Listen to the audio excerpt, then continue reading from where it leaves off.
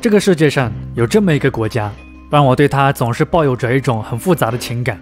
它近在咫尺，却又让我觉得十分遥远。它与我们相似，却又有很多不同。我自认为熟悉它，但有时候却又倍感陌生。我对它有好感，但这份好感却又始终保持着相当的克制。没错，这个国家就是日本。如果要用一个词语来形容我们和日本的关系，我想就是一衣带水吧。我们彼此之间的距离虽仅如衣带般狭窄，但毕竟还是江海相隔，这是地理上的隔断，也是心理上的障碍。虽然我不能代表大多数人，但我想很多国人对于日本这个国家也有着类似于我这样的矛盾情感吧。我们也许喜欢他们的人文景观、科技文化，但记忆中那段痛苦的回忆，那段血淋淋的历史，我们无法搁置和忘却。人总要背负一些东西，才能迈出更坚定的步伐的吧。作为中国人，我们正是因为背负着那段屈辱的历史，如今才能饱含热泪的负重前行，从而踏上伟大的复兴之路。而作为我们的邻国日本，如今却依旧徘徊在历史的门口。很多日本人选择性的遗忘那段历史，似乎只要他们不承认，那段历史就如同没有发生过一样。一个国家的格局大小，从他们对历史的态度就能看得出来。限制日本成为令人尊敬的大国的缺陷，也许并不只是他们缺少纵深、资源匮乏、面积狭小的领土，另一个主要的原因可能是他们埋藏在内心深处的狭隘思想。不过，不管你喜欢日本也好，讨厌日本也罢，日本作为当今世界第3大经济体，在这个世界上都占据着相当重要的位置。而在这个弹丸之地发展起来的日本，在历史上又经历了怎样的风雨，才有了今天的模样的呢？如果你也好奇，那么我们不妨从最初的故事开始，去探寻一番日本的前生今世。日本的历史，说它是一部掺水的中国历史，一点也不为过，至少近代之前是如此。中日之间历史上大致有过4次的交流高潮，前3次中华文明对日本单向输出，并且每一次都深刻地影响着日本的历史进程。日本在相当长的一段历史中都扮演着中华文明好学生的角色。中国的众多史书，如《汉书·地理志》《后汉书·东夷传》《魏志倭人传》，对日本都有着较为详细的记载。而日本列岛有人类活动的迹象，最早可以追溯到旧石器时代。1968年，在冲绳县那霸市山下町发现的距今3.2万年前的山下町洞人，目前是被日本考古学界普遍认可的日本最古老的人骨化石。值得一提的是，由于在2000年，日本考古学家藤村新一被爆出考古造假，此人曾经以极高的考古发现效率而得名，但也一度遭到了诸多的质疑。之后，他在现场提前预埋石器的造假行为，成功被提前布置好的摄像头给捕捉到了，日本考古造假事件才得以曝光。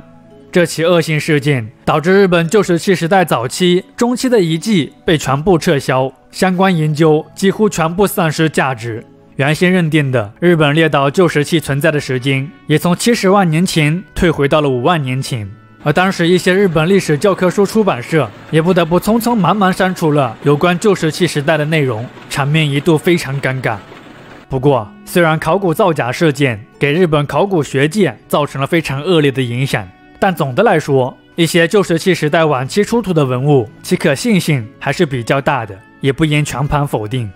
其实要在日本列岛发现史前人类的痕迹不太容易。日本列岛地处板块交界处，多火山，土壤酸性较强，人骨等遗物容易被腐蚀，不易保存。所以日本目前出土的史前人类遗骨大多位于土壤呈碱性的琉球群岛地区。说到这里，还是简单介绍一下日本的地理分区吧。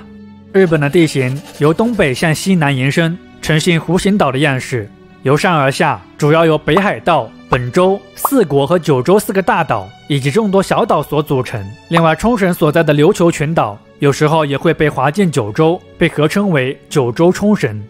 那么根据目前的研究推断，早期生活在日本列岛的原始人很有可能是在距今10万年前至1万年前的更新世冰期，通过当时日本列岛与欧亚大陆相连的大陆桥来到了日本列岛，随后形成了在日本定居的原始人。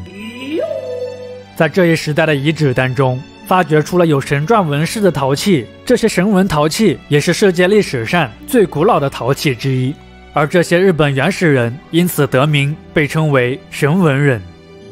神纹时代根据碳14测定法，大致可以分为5个时期：草创期、早期、前期、中期、后期和晚期。神纹人在社会形态上还处在母系氏族公社阶段。在早期以前，神纹人大多依靠采集作业生存，贝类是神纹人重要的食物来源。日本现已发现的1900余处贝丘中，有90%以上都属于神纹时代。而到了中后期，原始农业开始在日本出现。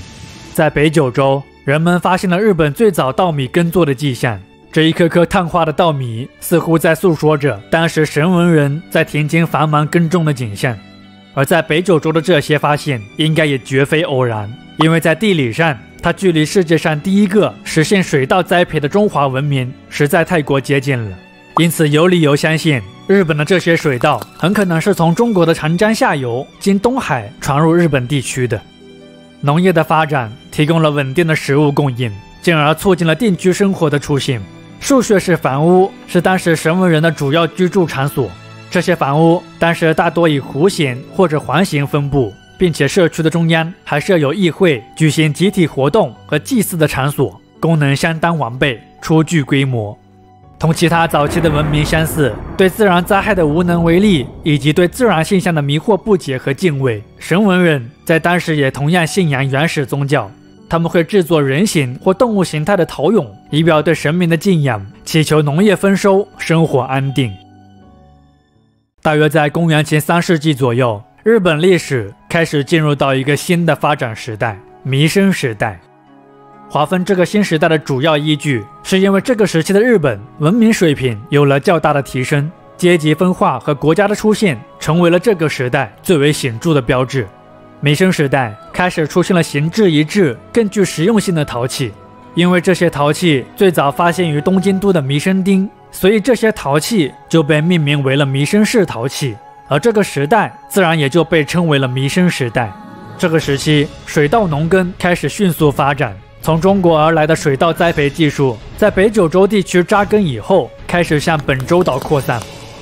登吕遗址位于本州岛中部静冈县，遗址上块状的水田分布以及灌溉水渠等水利技术的进步，表明了弥生时代的农耕水平相比神纹时代有了相当大的提升。另外，这个时期中国经历了前朝统一六国和快速分崩离析的阶段。那么为了躲避战乱和前朝的苛政，当时有相当一部分的大陆人通过朝鲜半岛来到了日本列岛，这也是中日历史上出现的第一次交流高潮。这些大陆而来的居民被日本人称为渡来人。有很多历史资料可以交叉证明当时的移民潮。家喻户晓的徐福率众多童男童女海外寻求星耀的民间传说就发生在这个时期。另外，对弥生人的考古研究发现，平均身高在 1.6 米长脸的弥生人和平均身高在 1.5 米方脸的神纹人，无论是从体型还是面部特征来看，都有着较大差异。对神纹人、弥生人和当代日本大和民族的 DNA 研究发现，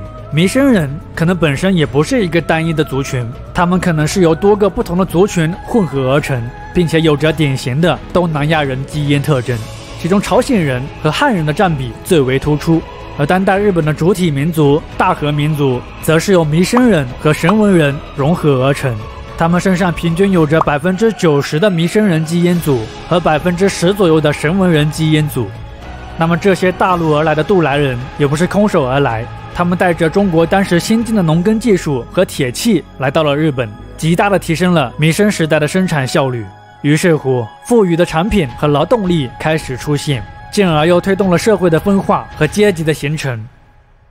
对弥生时代的墓葬发现，这些墓葬有大有小，随葬品多少不等，说明当时已经出现了阶级分化。而一些武器装备以及被利器刺伤的人骨的大量出土，表明弥生时代已经有大小不一的部落群体，或者说是小国家也出现了，并且这些势力之间为了争夺资源开始出现了战争。此外，这些小国为了增强自己的实力和统治的权威性，他们开始有意识地与强大的大陆政权即中华文明建立起密切的交往。汉书地理志》中记载，乐浪海中有倭人，分为100余国，以岁时来限建云。说的是当时的日本列岛分成了很多小国，而这些小国每年都会来大陆向汉朝进贡。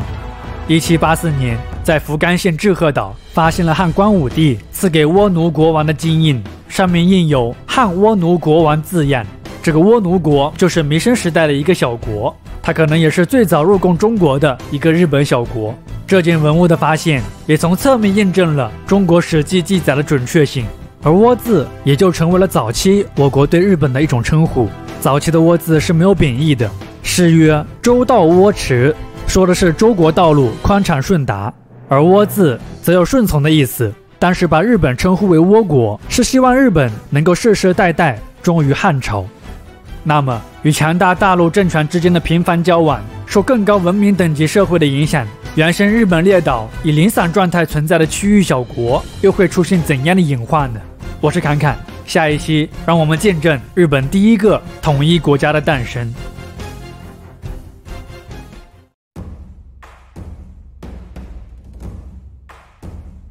受中华文明的影响，文明水平飞快提升的日本，大约在公元前后，相当数量的地域小国可能已经在本州的中西部和北九州等地区出现。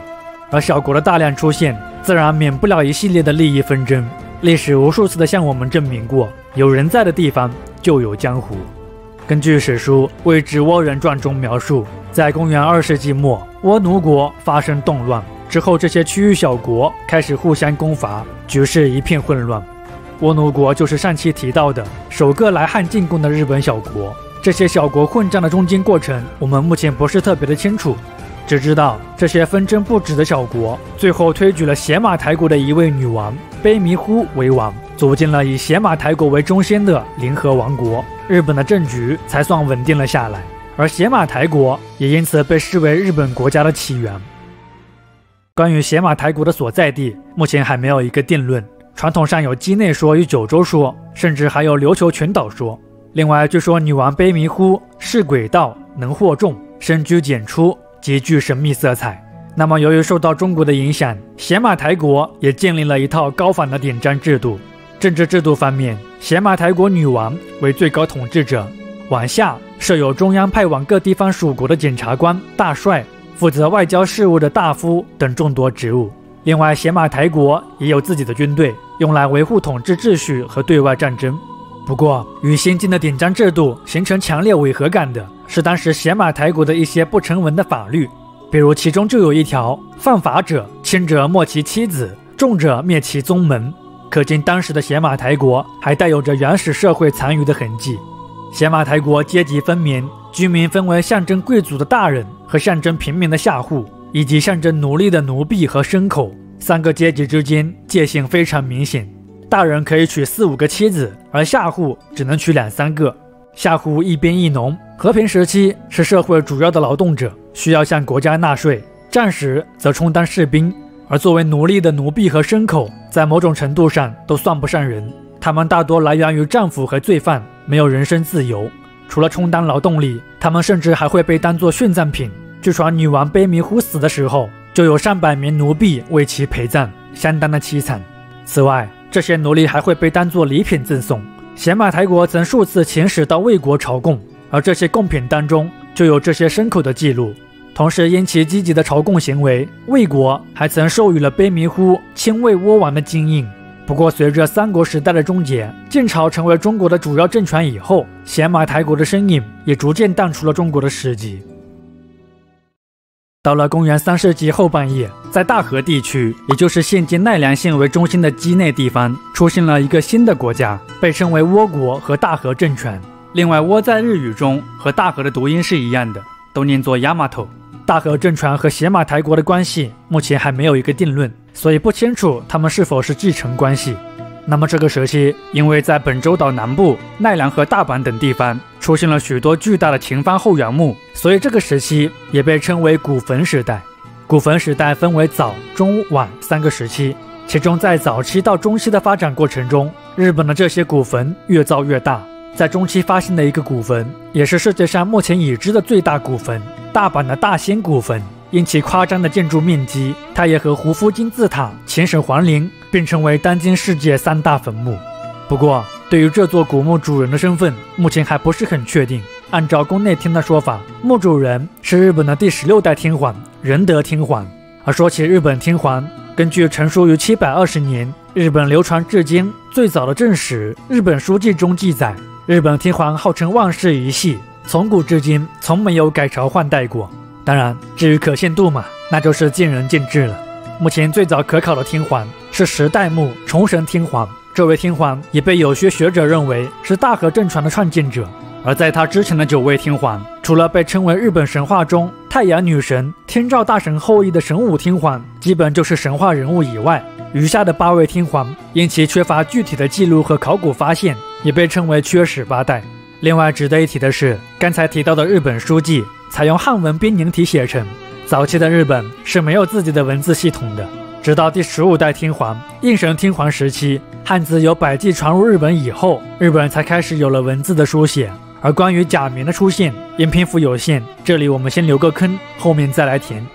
那么再说回之前的大兴古坟，这么庞大的古代遗址，显然不是凭个人和一朝一夕能够完成的。据推断，要完成这样的古坟，至少需要2000人连续劳作16年才有可能完成。而拥有这种组织动员能力，想必当时的大和政权已经出现了管理方式更为有效的政治制度了。前中期的古坟时代是一个以大王为中心的地区贵族联合体，这个时期的大王其实就是天皇，只不过还未正式启用这个称号。这个时期，一些氏族集团的权力远远超过大王的实权，大王更像是一个名义上的首领。那么为了更有效地统治地方，大和政权建立了以世宪制度、部民制、县主国造制为特征的政治制度。世宪制度有点类似政治职级制度，大和政权通过授予县市的方式来完善政治体系。大和政权的贵族通常以氏族集团统治地区的地名和服务王室的职业作为他们的县市，前者诸如葛城、平泉、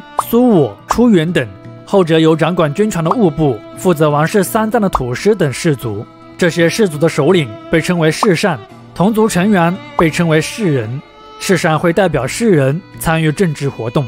根据氏族的实力不同，大王会赐予氏族的首领以姓。实力强大，负责协助大王统治全国的氏上，比如葛城、苏我等，会被赐予臣姓，而服务王室的氏上会被赐予连姓。同时在臣姓和连姓当中，还会各选一名最高的行政官，这2人分别称为大臣和大连，他们拥有着相当广泛的权力。那么除了中央的赐姓，在地方上实力强一点的氏上会被赐予君姓，实力差一点的会被赐予直姓。而地方的行政官和手工业氏族，其氏上会被赐予造、守等姓氏。那么再来是部民制，部民制是划分各行各业生产关系的制度，在当时有着固化阶级、稳定统治的作用。土地方面，大和政权王室直辖的土地被称为屯仓，为屯仓耕种者被称为田部。而在地方上，这些耕种民又会分成2类，一类是原有贵族私有民，后被大和政权划为直辖民的子代或民代部；另一类是为贵族的私有田、田庄耕种的农民，他们会被冠以世上之部名，比如葛城部、苏我部等等。此外，各行各业也有部名，比如段野部、民织部等等，这里咱们就不一一赘述了。最后说一下县主国造制，这个制度有点类似世宪制度的一个补充。大和政权在早期会在一些特定的区域设置县，任命有实力的贵族担任县主，负责地方的统治。而到了晚期的时候，这些县被改称为了国，县主又被称为了国造，他们依旧是由地方贵族担任。国造掌管地区事务的同时，还有向中央供奉和服徭役的义务。那么聊完了大和政权的政治制度，我们再来看看大和政权时期的对外关系。由于在古坟时代中后期的古坟中发现了大量的马具等众多武器装备，说明了当时的大和政权已经开始同朝鲜半岛的一些国家展开了战争。史料方面，高句丽王国的广开土王碑和中国的《宋书夷蛮传》都有描述大和政权曾派遣军队参与半岛事务的记录。大和政权之所以积极地参与半岛事务，主要还是为了能够通过朝鲜半岛获取到大陆更为先进的文化技术。到目前为止，无论是主动学习向大陆请送使者，或是被动接受来自大陆的居民，日本正是因为直接或间接的受到了中国的影响，文明水平才得以飞快的进步。所以无论如何，日本都想要保持在半岛的影响力，否则日本的发展效率都将会受到很大的限制。另外，绕过朝鲜半岛，远洋过海直达大陆，虽然可行，但是风险太高，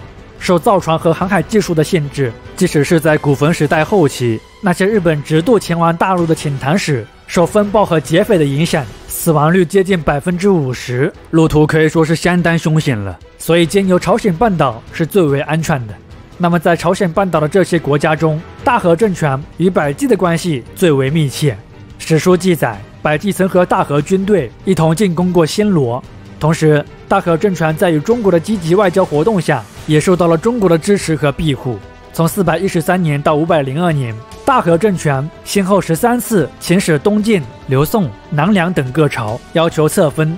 这个时期的大和政权在朝鲜半岛可以说是树立了相当的威望。不过可惜的是，由于当时的中国也正值政权频繁更替，战乱不断，无暇顾及半岛事务，所以对大和政权的支持也只能停留在精神层面上的。而在进入到6世纪以后，随着高句丽和新罗的崛起，百济的统治遭到了严重的打击，疆域日渐萎缩。而大和为了支持百济的存续，从公元512年起，不惜将自己控制的迦耶地区部分让渡给了百济。可出乎日本人意料的是，百济虽然是苟住了，但是在公元562年，日本在朝鲜半岛的唯一据点剩余的迦耶地区被崛起的新罗给完全吞并了。而这件事情的发生，沉重地打击了大和政权在朝鲜半岛的影响力，进而阻碍了日本和中国的交往。于是，在朝鲜半岛消极退让的大和政权中央，引起了地方士族和贵族们的不满，一场内部的冲突和矛盾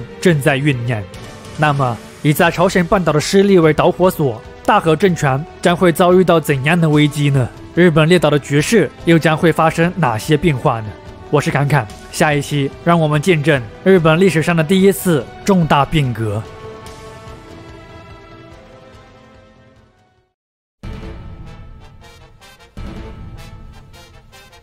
优胜劣汰从来都是自然界的法则，而纵观历史，人类文明的存续也从来都是靠实力说话。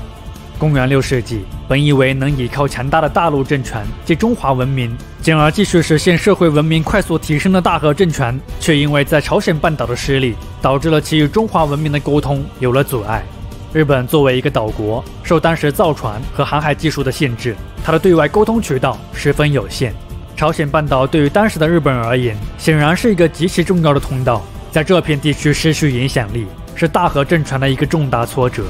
于是因此危机，一场大和统治阶层的内部矛盾爆发了。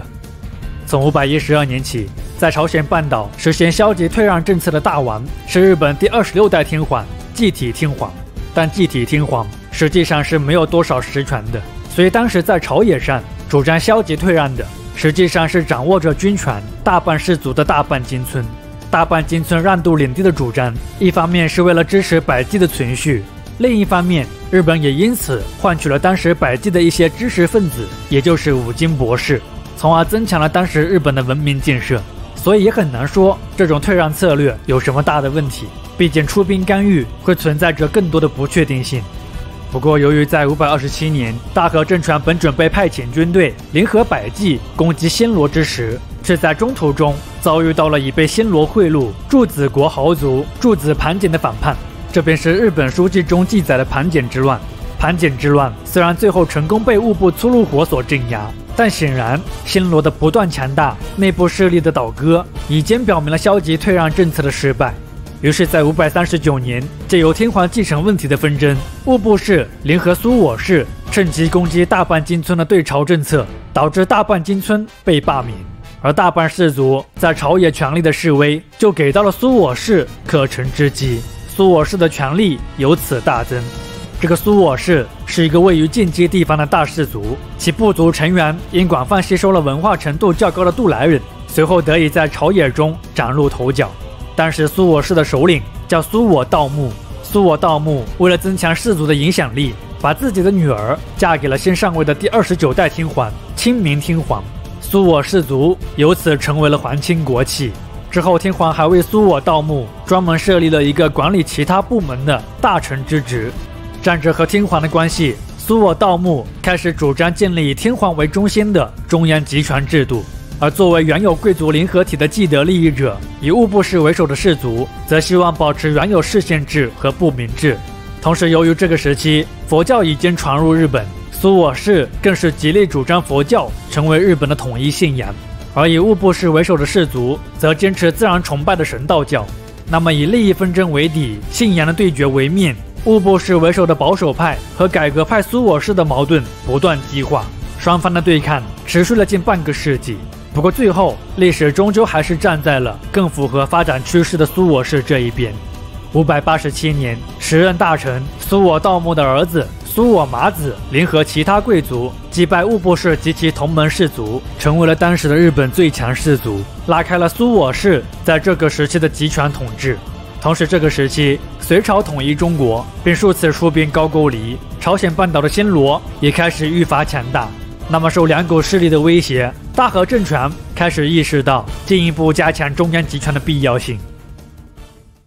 592年，苏我麻子命人杀死不满其专政的第32代天皇重俊天皇，随后将其外甥女额田部皇女推举为了日本历史上第一位女天皇，这便是推古天皇。据日本书记描述，推古天皇姿色美艳，举止端庄，同时他还极具政治头脑。他为了避免皇室内部出现纷争，不仅宽容相待了曾与他儿子争夺过皇位的圣德太子，并且之后还将他立为了摄政王，辅佐自己执政。他极具包容性的统治风格，也为之后日本局势一段时间的稳定提供了条件。因为这个时期，日本的政治中心开始搬迁到了飞鸟地区，因此从推古天皇起，古坟时代后期的这段历史也被称为飞鸟时代。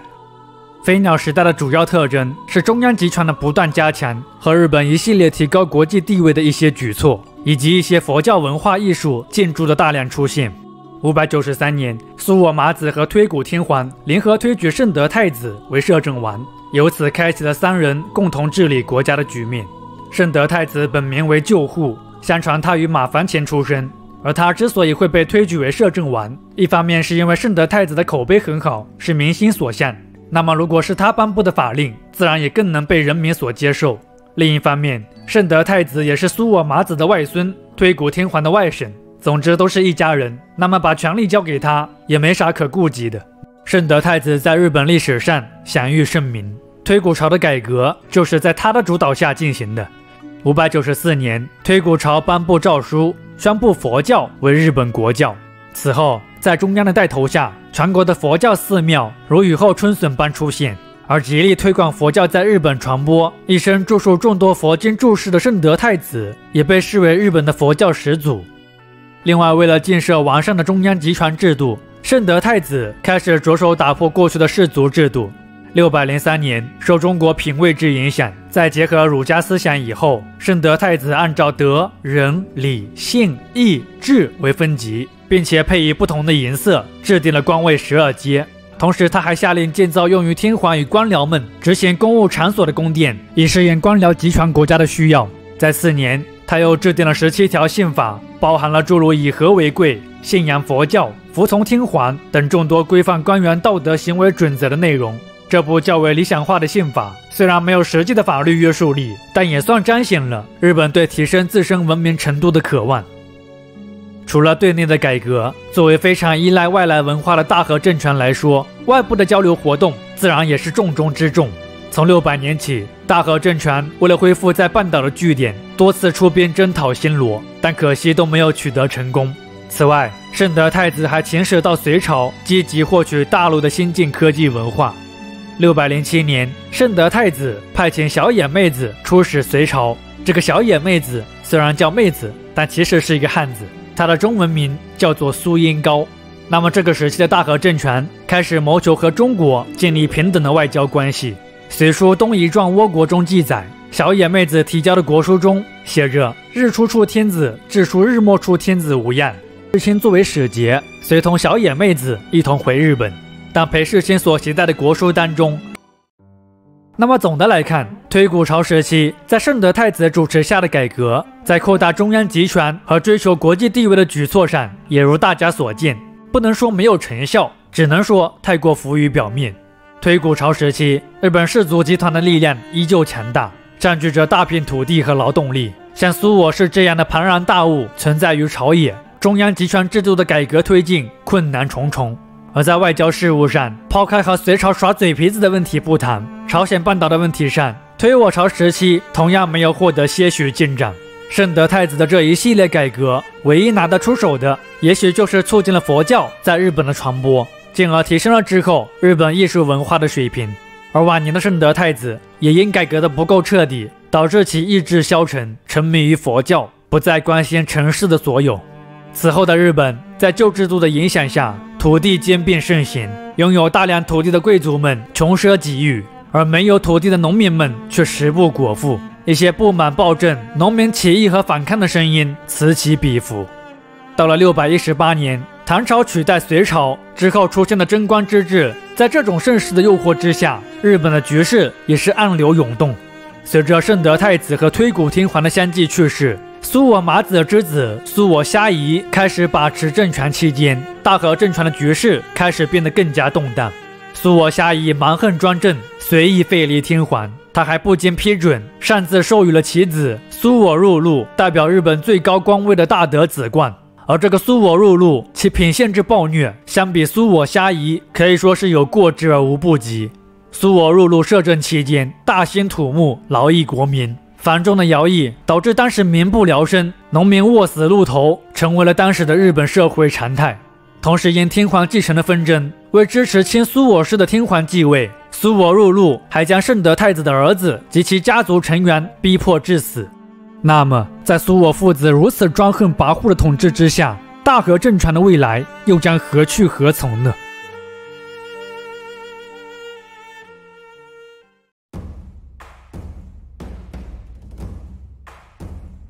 公元7世纪初，在中华大地上出现了一个极其强盛的王朝，这是一个在中国历史上乃至世界历史上都首屈一指的超强帝国，它便是让很多中国人都魂牵梦萦的大唐王朝。唐王朝的繁荣和昌盛令人印象深刻，以至于唐朝以后，海外的华人都自称为唐人。而在当时的东亚地区，与唐朝的强盛形成鲜明对比的是位于太平洋西岸大和政权统治下，日本列岛民生凋敝、混乱不堪的景象。这个时期，大和政权的实际权力集中于苏我氏的氏族手中。从公元6世纪起，在先后击败了大半氏、务部氏等氏族以后，苏我氏位居大和权力的顶峰近100年时间。如此长时间的集权统治，更是让苏我氏专横跋扈到了极点。在苏我麻子以后，先后手握大和统治权的其子苏我虾夷和其孙苏我入禄，视天皇为王物，随意废立，使民生如草芥，大兴土木，劳役国民。很显然，苏我氏如此野蛮的统治行为，已经激起了各个阶层的强烈不满。一场史无前例的巨大变革已经具备内部条件。而外部条件方面，受唐朝贞观之治盛世的影响，一些日本的有志之士在当时也是非常渴望能够效仿唐朝的各种制度，从而建立起一个强大的大和政权。那么在改革派之中，最具代表性的人物就是皇族成员中大兄皇子和中央豪族忠臣氏族的忠臣灵族。中大兄皇子就是未来的第38代天皇天智天皇，他与忠臣灵族相见如故，志同道合。他们此前就经常一起请教隋唐归来的留学生，了解隋唐的政治制度和唐太宗的治国策略。两人都立志改革政治，希望建立一套类似隋唐的中央集权体系和律令制度。于是，以中大兄皇子和忠臣灵族为首的改革派制定了一套铲除苏我父子和实现变革的详细计划。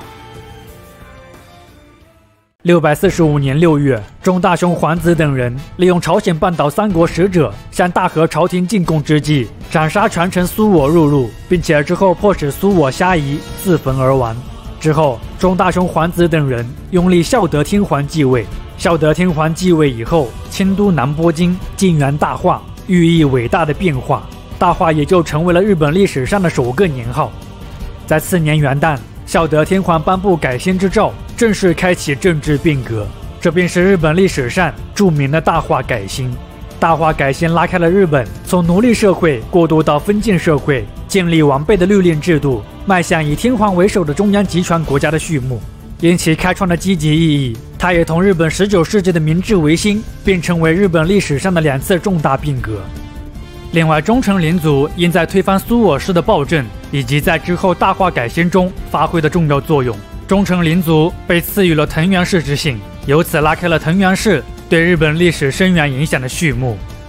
大化改新虽然在很大程度上只是一种政治宣言，在当时并没有得到立即的实施，但它有着抛砖引玉的作用。此后日本律令制度的搭建基本也就是围绕着改新之诏的内容进行的，以隋唐优秀的经济政治制度为模板。此后日本律令制度的改革明显比推古朝时期的改革更为彻底，更具高度。这个时期的改革囊括了经济、军政等各方面的革新。经济方面，日本废除不民制，取消了豪族对土地和不民的私有权，将其收为国有，实行公地公民制。土地和劳动力开始置于中央的统一管理之下，此举直接动摇了氏族集团的整体实力，极大地加强了中央集权的统治根基。此后，这些被收为国有的土地，政府效仿隋唐的均田制，开始实行班田收受法，通过编制户籍和账簿进行祭口授田。在670年天智天皇在位时期制成的庚午年籍是日本最早的全国性户籍。另外值得一提的是，也是在这一年，日本正式改国名为日本国，意为日出之处的国家。那么再说回班田收受法，此法规定，凡6岁以上之国民，每6年按人口班给田地，这些所班田不得买卖，国民仅有使用权，在他们死后，土地仍旧归政府所有。不过，虽然氏族贵族有相当一部分的土地被收归了国有，但由于面对唐朝和新罗的威胁，中央为了获得大贵族对国防的支持，仍旧为一些氏族贵族保留了部分的私有田和私有民，而这恰恰就为之后私有制庄园以及武士阶层夺权埋下了隐患。那么为了匹配日本的均田制，这个时期的日本也统一了税收标准和徭役制度，制定了日本的租庸调徭役制。租庸调徭役制中的租规定，口分田的公民每年必须向官府缴纳大约收获量的3%作为田租。调规定地方每年必须提供一定数量的特产进贡中央，比如丝绸、布匹、海产品等等。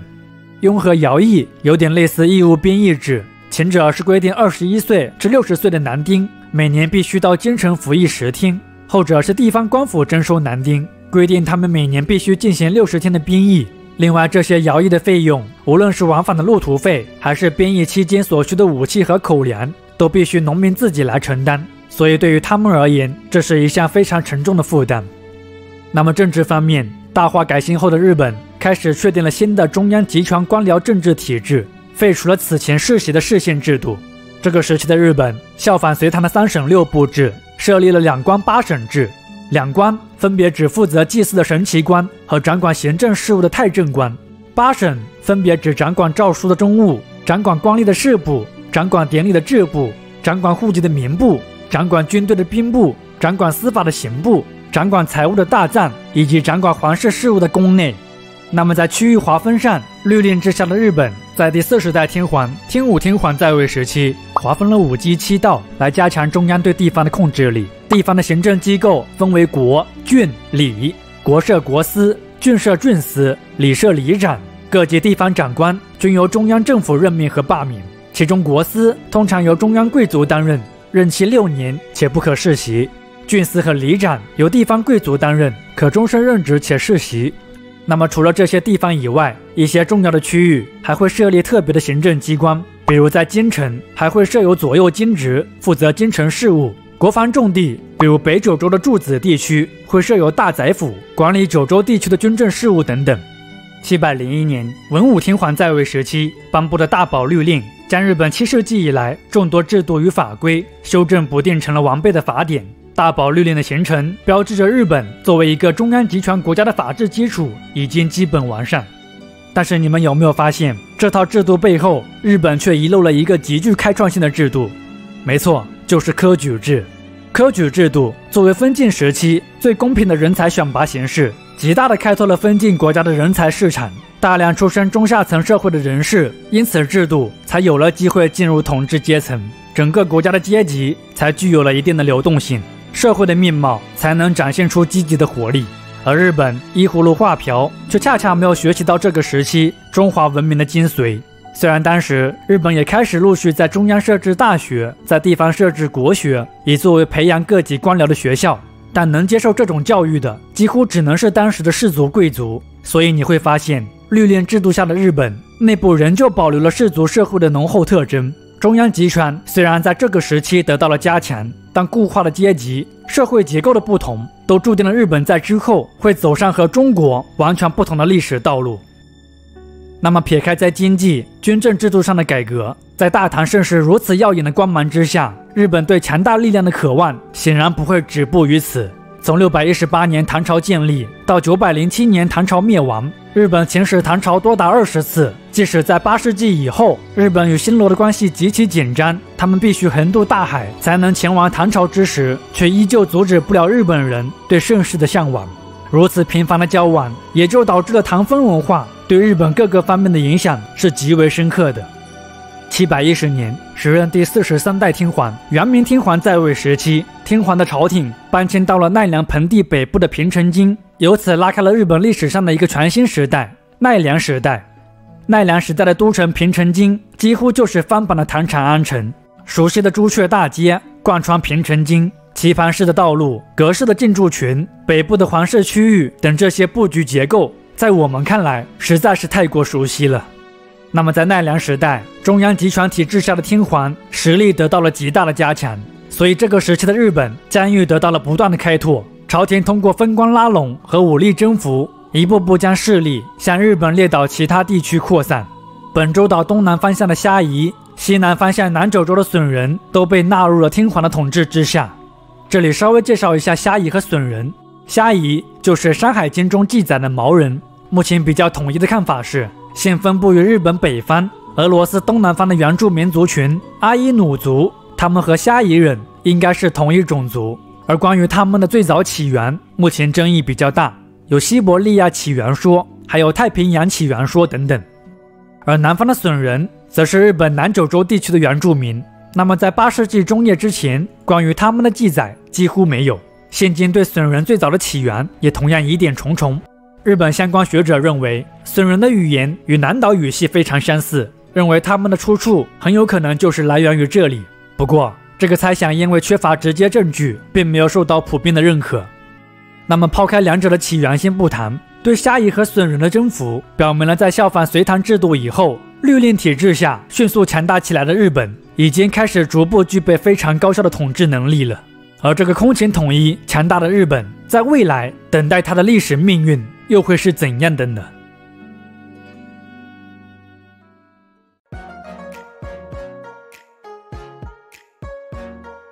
大化改新之后，律令制度的完善，中央集权的不断加强，奈良时代的日本展现出了从未有过的繁荣景象。尤其是为了配合租庸调徭役制，这个时期的日本手工业有了相当大的进步。家庭生产的纺织品除了用于缴纳赋税，还开始广泛的流通于市场，商品交换也日趋兴盛。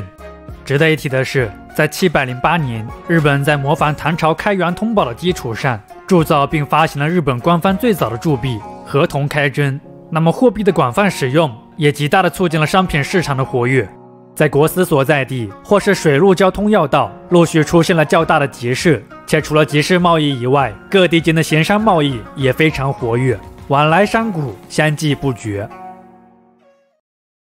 但是在这片繁荣景象背后，却埋藏着一个巨大的隐患，这是日本统治阶层内部由来已久的权力纷争。我们不妨回头看看，从大和政权的建立到圣德太子主持下的推古朝改革，再到当下律令制度的搭建，是不是总有一个身影如同鬼魅般在日本朝野中频繁出现？没错，他们就是氏族集团。氏族集团之所以对日本政局有如此大的影响力，其背后反映的是从大陆政权借鉴而来新晋文明与日本社会相对落后的文明水平和生产力间的断层。日本社会阶层的封闭性就非常容易导致氏族集团一旦获得权力，就会形成集群，从而对中央集权的统治构成威胁。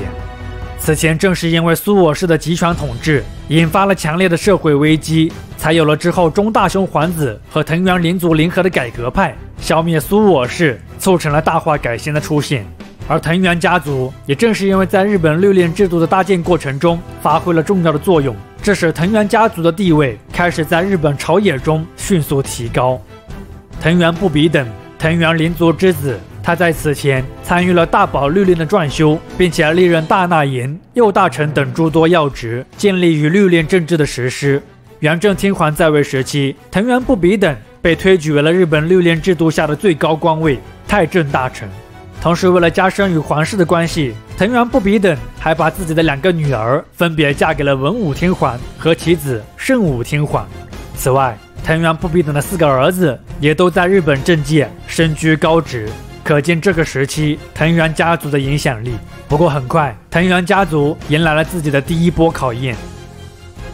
737年，日本爆发天花，藤原不比等的4个儿子均染疾去世。之后，皇族出身的菊诸兄掌握朝政，开始重用唐朝归来的玄反、吉备真备等留学生，促成了日本当时一大新兴贵族势力的崛起。而作为传统利益贵族代表的藤原家族，不满利益受到侵占，于是，在740年，藤原家族的藤原广嗣为清除新兴贵族，在九州起兵反叛，但可惜没有成功。藤原广嗣最后也因兵败身亡。这一系列事件的接连发生，导致了藤原家族的权势衰落了下去。但显然，他们的衰落只是暂时的。还记得藤原不比等先前安排在天皇身边的女人吗？局势逆转的好戏才刚刚开始。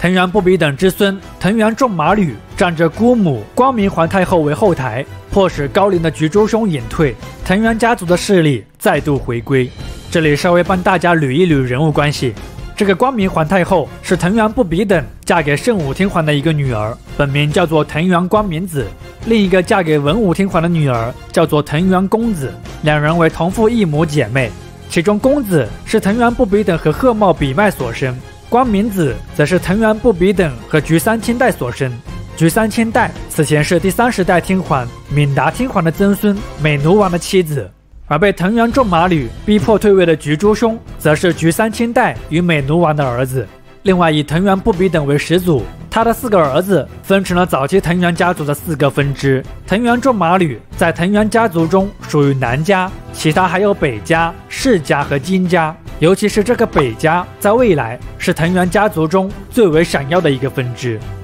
那么，藤原重马吕虽然让藤原家族的权势得以回归，但他们面临的挑战也卷土重来了。757年，菊诸兄之子奈良马吕联合其他对藤原重马吕不满的皇室及贵族，计划将其铲除，但可惜没有成功。之后，奈良马吕被藤原重马吕所杀。次年，极具野心的藤原重马吕迫使孝亲天皇退位，之后拥立傀儡天皇纯仁天皇继位。藤原重马吕也借此升任太政大臣，藤原家族重掌日本政界最高权力。但可惜的是，随着光明皇太后的离世，藤原家族的危机再现。以孝亲天皇为首的党派开始同纯仁天皇形成对立，双方的矛盾一触即发。而藤原重马吕为了先下手为强，在764年起兵征讨孝亲天皇，但最后以失败告终，藤原重马吕也因此战死。之后，纯仁天皇退位，孝亲天皇再次登位，并改称为称德天皇。藤原家族的势力也因称德天皇的回归，再次受到压制。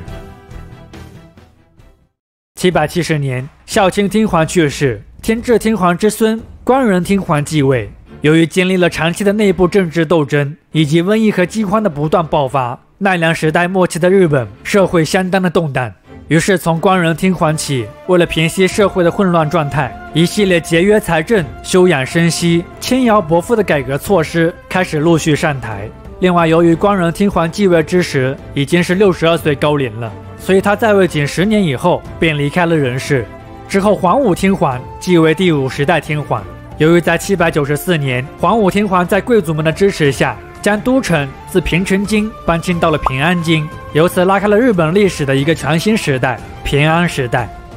这个时代最为显著的一个特征是私有制庄园和以藤原氏为中心摄关政治的出现，以及在唐朝没落以后，日本停止派遣遣唐使，在唐风文化的基础上，日本开始发展出了独特的国风文化。那么班田制作为律令制土地制度的根本法，在645年开启以后，在早期确实动摇了氏族贵族们的整体实力，加强了中央集权的统治。但是班田制在发展了半个世纪以后，逐渐有了崩溃的迹象。首先，人口的快速增加导致可班田的数量急剧减少，在人多地少的畿内地方，问题尤为严重，且班田手续的相对复杂，官员行政能力的低下，这些问题都进一步加速了班田制的瓦解。那么为了解决这个矛盾，从722年起，朝廷先后制定了土地开垦计划、提高受田者的年龄等诸多办法，但都没能彻底解决班田制的问题。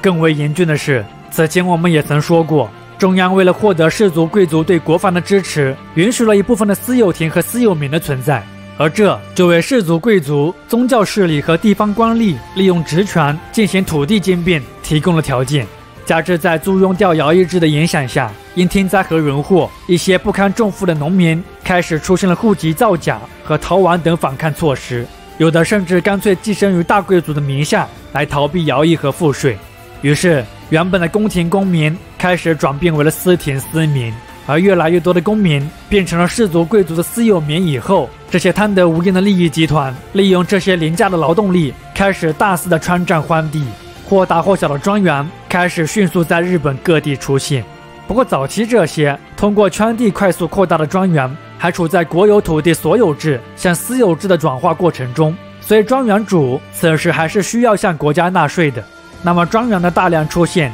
已经标志着班田制的崩溃了，所以中央也因此改变了对地方的统治策略，国司开始承包其管辖地内的租税，他们也因此获得了地方行政上的巨大权力。而国司们为了便于管辖，又将土地分包给了有实力的农民，这些承包民被称为田赌，国司通过田赌获得了巨大的财富，并且逐步开始有了将其统治区域转变为独立王国的倾向。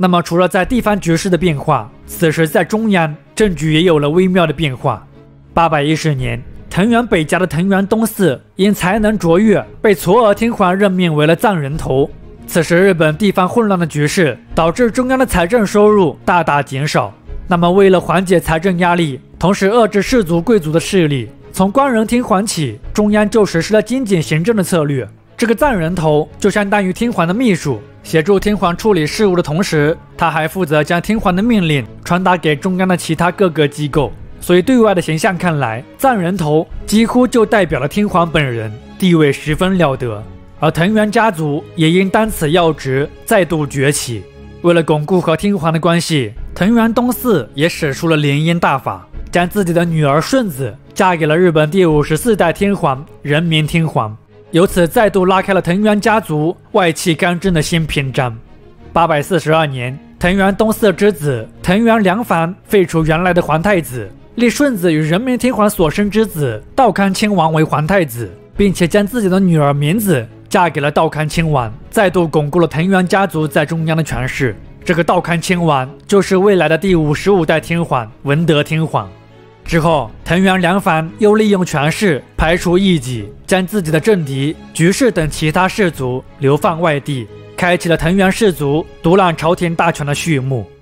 887年，时任日本第59代天皇宇多天皇在位时期，颁布诏书，明确规定万机巨系、百官总乙皆官白于太政大臣，然后奏下。这里的官白本意是禀报，之后开始逐步演变为了一个官职。摄政有天皇幼年辅政者之意，而官白则有天皇成年后的辅政者之意。藤原家族利用担任摄政和官白的职务，掌握大权的政治制度就被称为了摄官政治。一边是取代了日趋崩溃律令制度的摄官政治，另一边是庄园的兴起，地方势力的不断扩大。那么在未来，这两股势力又会出现怎样的碰撞呢？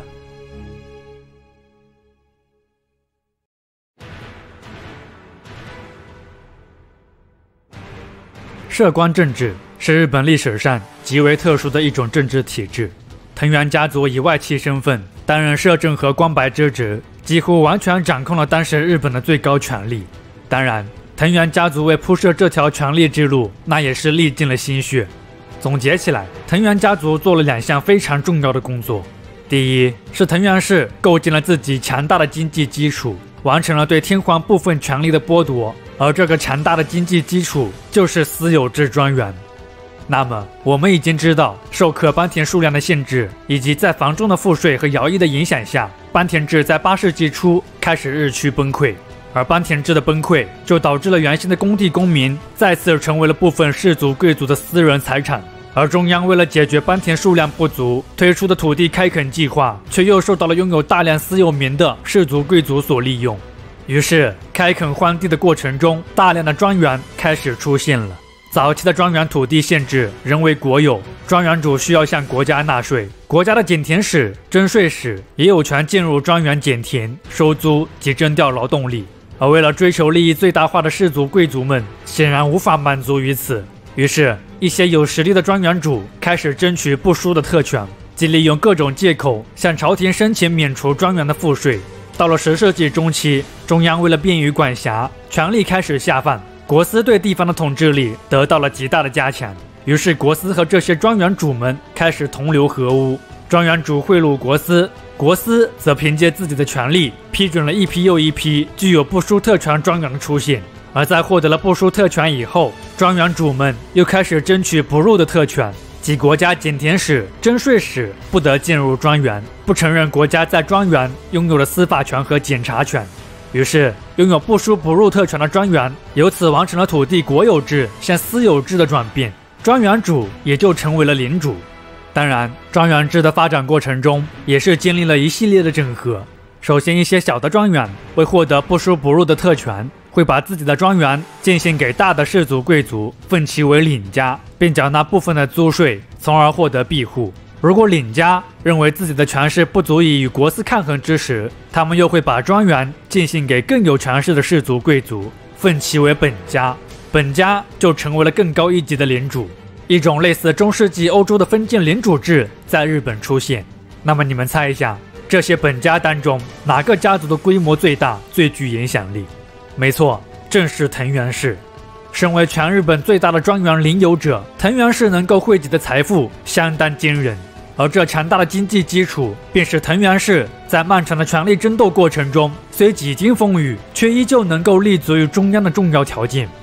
此外，藤原氏为实现外戚干政，另外一个制胜法宝，就是为了赢得天皇或皇太子的芳心，培养了极具魅力的家族女性。当时的日本贵族多实现一夫多妻制，而藤原家族为数众多的家族女性又几乎个个精通琴棋书画，天皇和皇太子表示根本招架不住。加之这些所有结婚的妻子也仍然可以留在本家生活，生育的子女也都由外祖父来照顾，藤原氏也就实现了对皇室的渗透和控制，摄关政治由此出现。藤原家族外戚干政期间，其权势之大令人震惊。管理藤原家族的事务所政所在当时成为了日本的国家权力中心，国事几乎成为了藤原家族的家事，而朝廷则变成了只用于举行仪式的场所。在藤原北家的藤原道长统治时期，摄关政治达到了鼎盛。藤原道长把持朝政期间，随意废立天皇，狂妄的他还曾赋诗表达“此事即我事，如满月无缺”，由此可见其专政30年的得意之情。另外值得一提的是，日本平安时代女作家子世部创作的世界最早的长篇小说《源氏物语》，其故事背景就是在藤原道长统治下，平安时代贵族社会由盛转衰的故事。子世部出生于贵族文人世家，他的真实名字目前无从可考，只知道他本姓是藤原。另外，因其父兄都担任过世部丞，加之《源氏物语》的女主角又叫子姬，所以他就被称为了子世部。《源氏物语》使用假名书写，在这个时期，日本的假名字母已经大体成型。假名顾名思义就是借来的字，它借用了汉字的音和形，属于表音文字，而与假名相对的真名就是所谓的汉字。假名主要分为平假名和片假名，它们来源于汉字的草书和楷书，前者约从公元9世纪起开始使用，后者约从公元10世纪起开始使用。不同于日本男性贵族，当时使用假名的大多是日本宫廷级贵族女性，因为他们没有受过汉文教育，于是他们就用假名来书写。那么慢慢到了平安时代中后期，假名就逐步统一成为了一个完善的语言体系。那么再说回藤原氏，1017年，藤原道长把权力的交接棒转给了他的儿子藤原赖通。之后，藤原道长出家当了和尚，最后于1027年离开人世。而藤原道长的离世，标志着藤原氏没落的开始。藤原家族在当时的权势虽然很大，但他们依旧没办法，或者说不敢取代天皇。也许在他们看来，与其冒着巨大的风险去取代天皇，还不如做一个掌握着实际权力、更加自在的氏族贵族。藤原家族只要通过不断地将藤原家族的女性送入宫中，与皇室繁衍后代，就可以确保藤原家族的权势可以长久地垄断下去。但可惜的是，世事难料，在藤原赖通取代其父成为新的摄关以后，他虽摄政3代天皇，把持朝纲50多年之久，但由于其女藤原宽子嫁给日本第70代天皇后冷泉天皇以后，并没有生子，这直接就导致了藤原家族对朝政的控制力迅速减弱。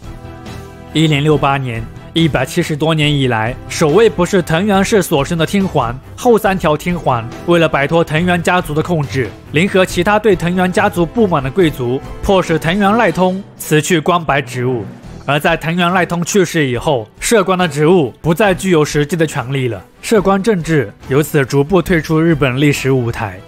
当然，对皇室控制力的削弱只是藤原氏族走向没落的一个因素之一。另外一个非常重要的原因是当时日本武士阶层以及建立在其基础之上的院政政治的出现。院政日语意为退隐的政府，院政政治是皇权为了抵抗摄关政治而发展出来的政治制度。那么在暂时摆脱了藤原家族的控制以后，后3条天皇意识到，想要彻底削弱这些大氏族贵族的力量，还是要从最根本的问题入手。于是整顿庄园的改革措施开始出台。1069年，后3条天皇颁布饮酒庄园整理令，并成立相应的执法部门，任命自己的亲信担任官员。此后，中央对资质存在问题的庄园进行整顿，导致大量的庄园被收归国有。一些原先寄进在藤原家族名下的庄园，为求自保，也纷纷与其脱离关系，转而投靠到皇室的名下。这使得天皇拥有的庄园迅速增加，中央的经济基础开始日渐坚实。那么基础的问题解决了，上层建筑的问题也要进行改革。1073年，后3条天皇让位给其子白河天皇，自己设置了院厅，准备以上皇的名义继续执掌大权，推进改革。但可惜的是，后3条天皇在次年就匆匆地离开了人世。之后，白河天皇扛起其父的改革大旗，在继位14年以后，白河天皇让位给了当时年仅8岁的枯河天皇，自己成为了上皇，开始亲自掌握朝政，由此拉开了平安时代后期由上皇执掌朝政的院政时代。上皇实行的院政得到了当时日本各个阶层的广泛支持，他们不满藤原家族的专政已久，并对整顿庄园表示非常欢迎。毕竟不赶走原有的利益集团，新的利益集团哪有上餐桌的份？之后，中央设置北面武士和武者所等机构，让源氏和平氏的武士团作为主要成员，担任守卫工作，大大强化了院政的权力和执行能力。而因担任行政事务官，也极大地加强了武士阶层的社会地位。而刚才提到的源氏和平氏这2个武士团，就是当时日本颇具势力的武士团。武士团的出现最早还要追溯到庄园快速发展的10世纪。那么由于庄园的快速增加，导致了庄园与庄园之间、庄园与政府之间的矛盾和冲突愈演愈烈。于是，一些有实力的庄园主为了保护自己的利益，以及更好的兼并其他庄园，他们开始将庄民武装起来。这些庄民从最初的兵农结合，到最后成为了完全脱离农业的职业军人。他们通常按照家族的形式组织起来，族长为最高首领，被称为总领，成员称为从者。那么除了这些庄园武装力量的形成，一些拥有较大庄园的寺院、神社也开始出现了武装的僧侣和神职人员。但是一些大的寺院，其武装成员规模多达数千人，实力不容小觑。而私人武装的大量出现，又导致了对地方的治安形成了威胁。于是环环相扣，国司、郡司为维护自身的利益，也开始组织起自己的武装部队。而以天皇为首的皇族贵族也开始聘请这些士兵作为自己的警卫，这些人就被称为了武士。这些形形色色的武士团为了利益开始相互进行不断的争斗和厮杀，而刚才提到的袁氏和平氏就是在这些争斗的过程中逐渐形成的两股强大的武士集团。那么袁氏和平氏是如何在这全民皆兵的环境中杀出重围的呢？武士阶层的兴起又会对日本的政局产生怎样的影响呢？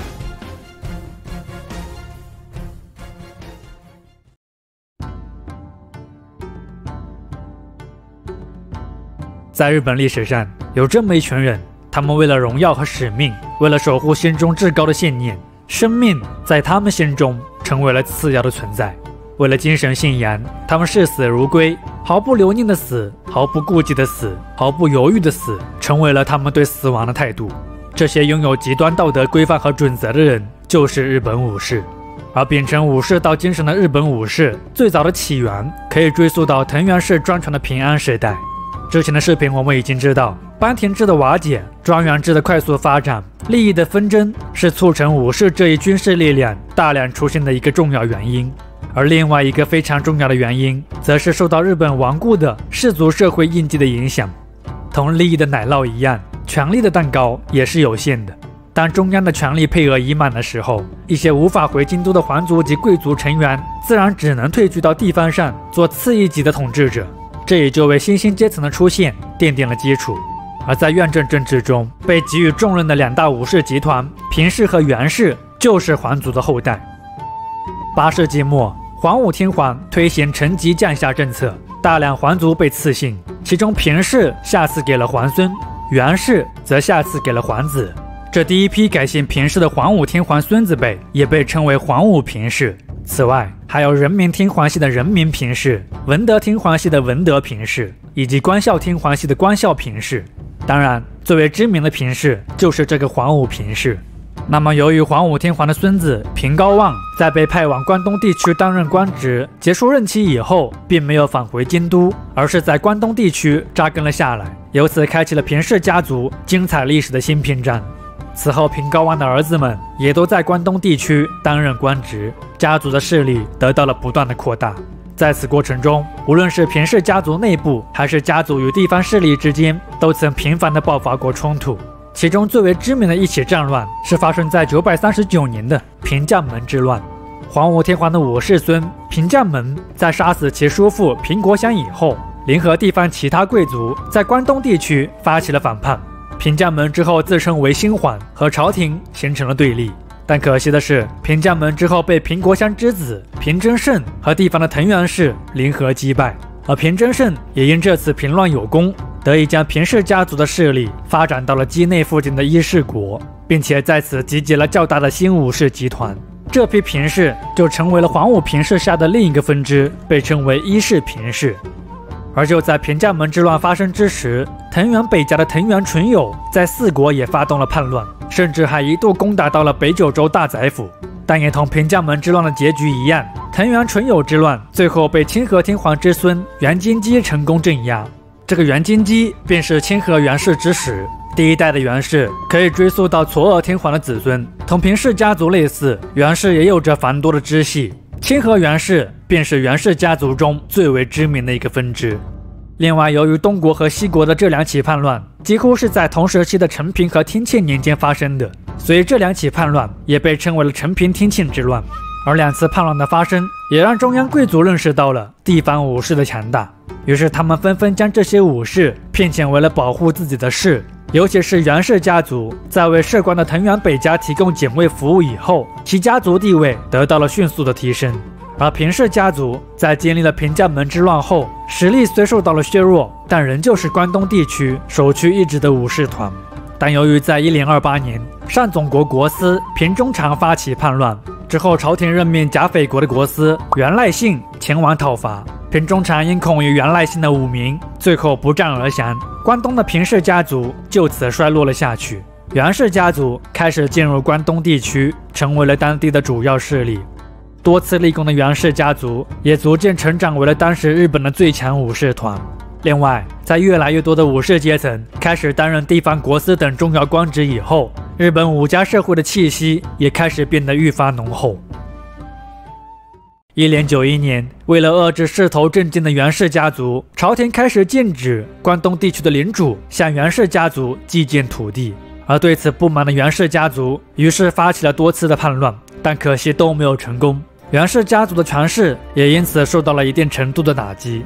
风水轮流转，你方唱罢我方登台。由于平氏家族在镇压源氏家族的叛乱中发挥了重要作用，平氏再度崛起。之后，平氏还通过向上皇祭建庄园示好，击退海盗的侵犯，开始越来越受到上皇的器重。到了平清盛这一代的时候，平氏家族通过保元之乱和平治之乱2次动乱，让平氏家族的权势达到了鼎盛状态。保元之乱始于1156年，这次动乱的原因是随着鸟羽上皇的离世，中央爆发了以崇德上皇和后白河天皇为首的权力争夺战。这次动乱，当时日本的几大家族藤原氏、平氏和源氏也借着家族内外部的纷争，纷纷加入了上皇和天皇的阵营对立当中。其最终结果是白河天皇获得了最终胜利，崇德上皇最后惨遭流放。但由于在保元之乱后立大功的源义朝不满受封官位低于平清盛，于是他同藤原信赖展开了合作。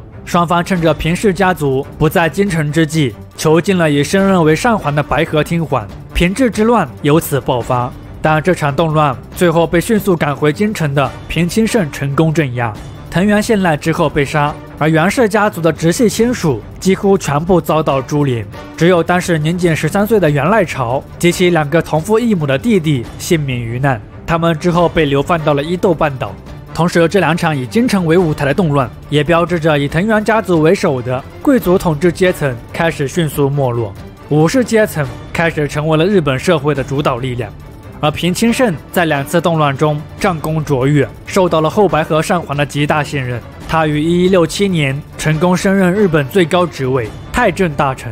此后，平清盛为巩固自己的权势，不断扩大家族庄园，并且任命追随自己的武士担任庄园的管理者。许多畿内地方和西日本地区的武士都变成了平氏的家臣。而在稳固了家族的经济基础以后，平清盛又效仿此前的摄关家族，通过联姻的办法进一步控制了皇室。他把自己的女儿德子嫁给了高德天皇，之后立其外孙为安德天皇，强化了平氏家族的政治权力。此外，平氏家族的成员也开始纷纷进入中央和地方的权力机构，并且身居要职，平氏政权的辉煌时代由此开启。但物极必反，也正是因为平氏权势的急速膨胀，招来了以天皇为中心的其他旧贵族的不满，甚至还引起了地方武士阶层的反对。于是，一连串反对平氏统治的抗议爆发了。先是在1177年，在已经出家的后白河上皇的默许之下，藤原氏的藤原成亲等贵族开始密谋推翻平氏，但由于计划遭到泄密，不幸失败。2年以后，以后白河上皇为中心的反抗平氏的运动再次兴起。这次反抗运动遭到了平清盛的严厉镇压，后白河上皇被禁闭，众多贵族遭到革职，平安时代末期的院政制度也由此开始崩溃。1180年，中央以后白河上皇之子以仁王联合4院武装力量起兵反对平氏，只可惜被平氏再度击败。但以仁王撰写的呼吁起兵反抗平氏的文书却传到了全国各地，一些不满平氏专权的地方武士纷纷起兵反抗。而这些势力之中，最强的势力就是平氏家族曾经的宿敌源氏家族。平治之乱以后，被流放到伊豆半岛的源赖朝并没有屈服于命运的安排，而是选择默默 carry。之后苦心经营多年的源赖朝成功发展出了一支实力强大的武士团。那么借着全国反平氏运动的开展，一场规模浩大、持续多年、以源赖朝为中心的源平合战爆发了。源平合战根据年号也被称为至诚受勇之乱。1180年，获得关东地区武士团支持的源赖朝以临沧为基地，成功击败了前来讨伐的平氏大军，并且开始谋划下一次的反扑时机。1181年，随着平清盛的去世，平氏家族开始迅速走向了没落之路。这一年，平氏庄园的主要所在地还爆发了严重的灾荒，家族的实力遭受到了严重的打击。1183年，元赖朝的堂兄元义仲在畿内武士和寺院武僧的配合下，成功将平氏家族赶出京都。但由于元义仲没能处理好和后白河上皇的关系，于是后白河上皇挑起了元氏家族的内部矛盾。之后，实力更为强大的元赖朝成功杀死元义仲。而完成了内部争斗以后，作壁上观的后白河上皇又向元赖朝下达了征讨平氏的最后通牒。随后，马不停蹄的元赖朝在伊之谷之战成功打败平氏军队，并且作为曾经元氏家族与平氏家族争斗过程中的幸存者，元赖朝吸取了平家未能斩草除根的教训，心狠手辣的他为保住家天下，决意将平氏家族赶尽杀绝。1185年，平氏与元氏在长门国的海上爆发了最终之战——唐之浦之战，其结果是平氏战败，家族成员和安德天皇沉尸大海。另外，据传天皇所拥有的日本神话中的三神器，其中的草剃剑也跟随安德天皇就此永失于苍茫大海。消灭了平氏家族以后，元赖朝带领下的元氏家族在日本已经没有可以与之匹敌的对手了。那么担心元赖朝的强大会威胁到自己统治的后白河上皇，于是又蓄谋挑起元氏家族的内部矛盾。当然了，后白河上皇的心思，元赖朝自然也是一清二楚。所以元赖朝据传在背后骂后白河上皇是日本第一号大天狗。之后，后白河上皇故意重用军事才能高超的元赖朝的同父异母的弟弟元义经。元义经随后奉后白河上皇之命，统帅九州和四国的武士征讨元赖朝。但尴尬的是，各地的武士均拒绝服从命令。无奈的元义经随后投靠奥羽地区的藤原氏族，但却被为了向元赖朝示好的藤原氏所杀。1189年，元赖朝亲率大军进攻奥羽，成功消灭了该地的藤原家族，由此确立了元赖朝在日本全境的统治地位。1192年，元赖朝在后鸟羽天皇处得到征夷大将军的称号。随后，他以自己的根据地镰仓正式建立起日本历史上的第一个武家政权，凌驾于天皇之上的中央政府机构幕府，由此拉开了镰仓幕府统治日本超过100年时间的镰仓时代。那么，这个由武家掌权的全新时代，在未来又将会上演怎样的精彩故事呢？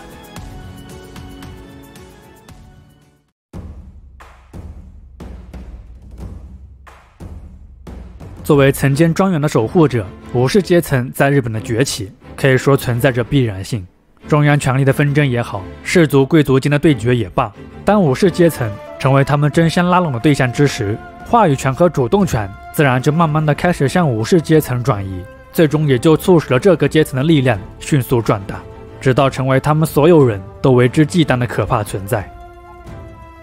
镰仓幕府作为日本历史上第一个武家建立的政权，对日本历史的影响是非常深远的。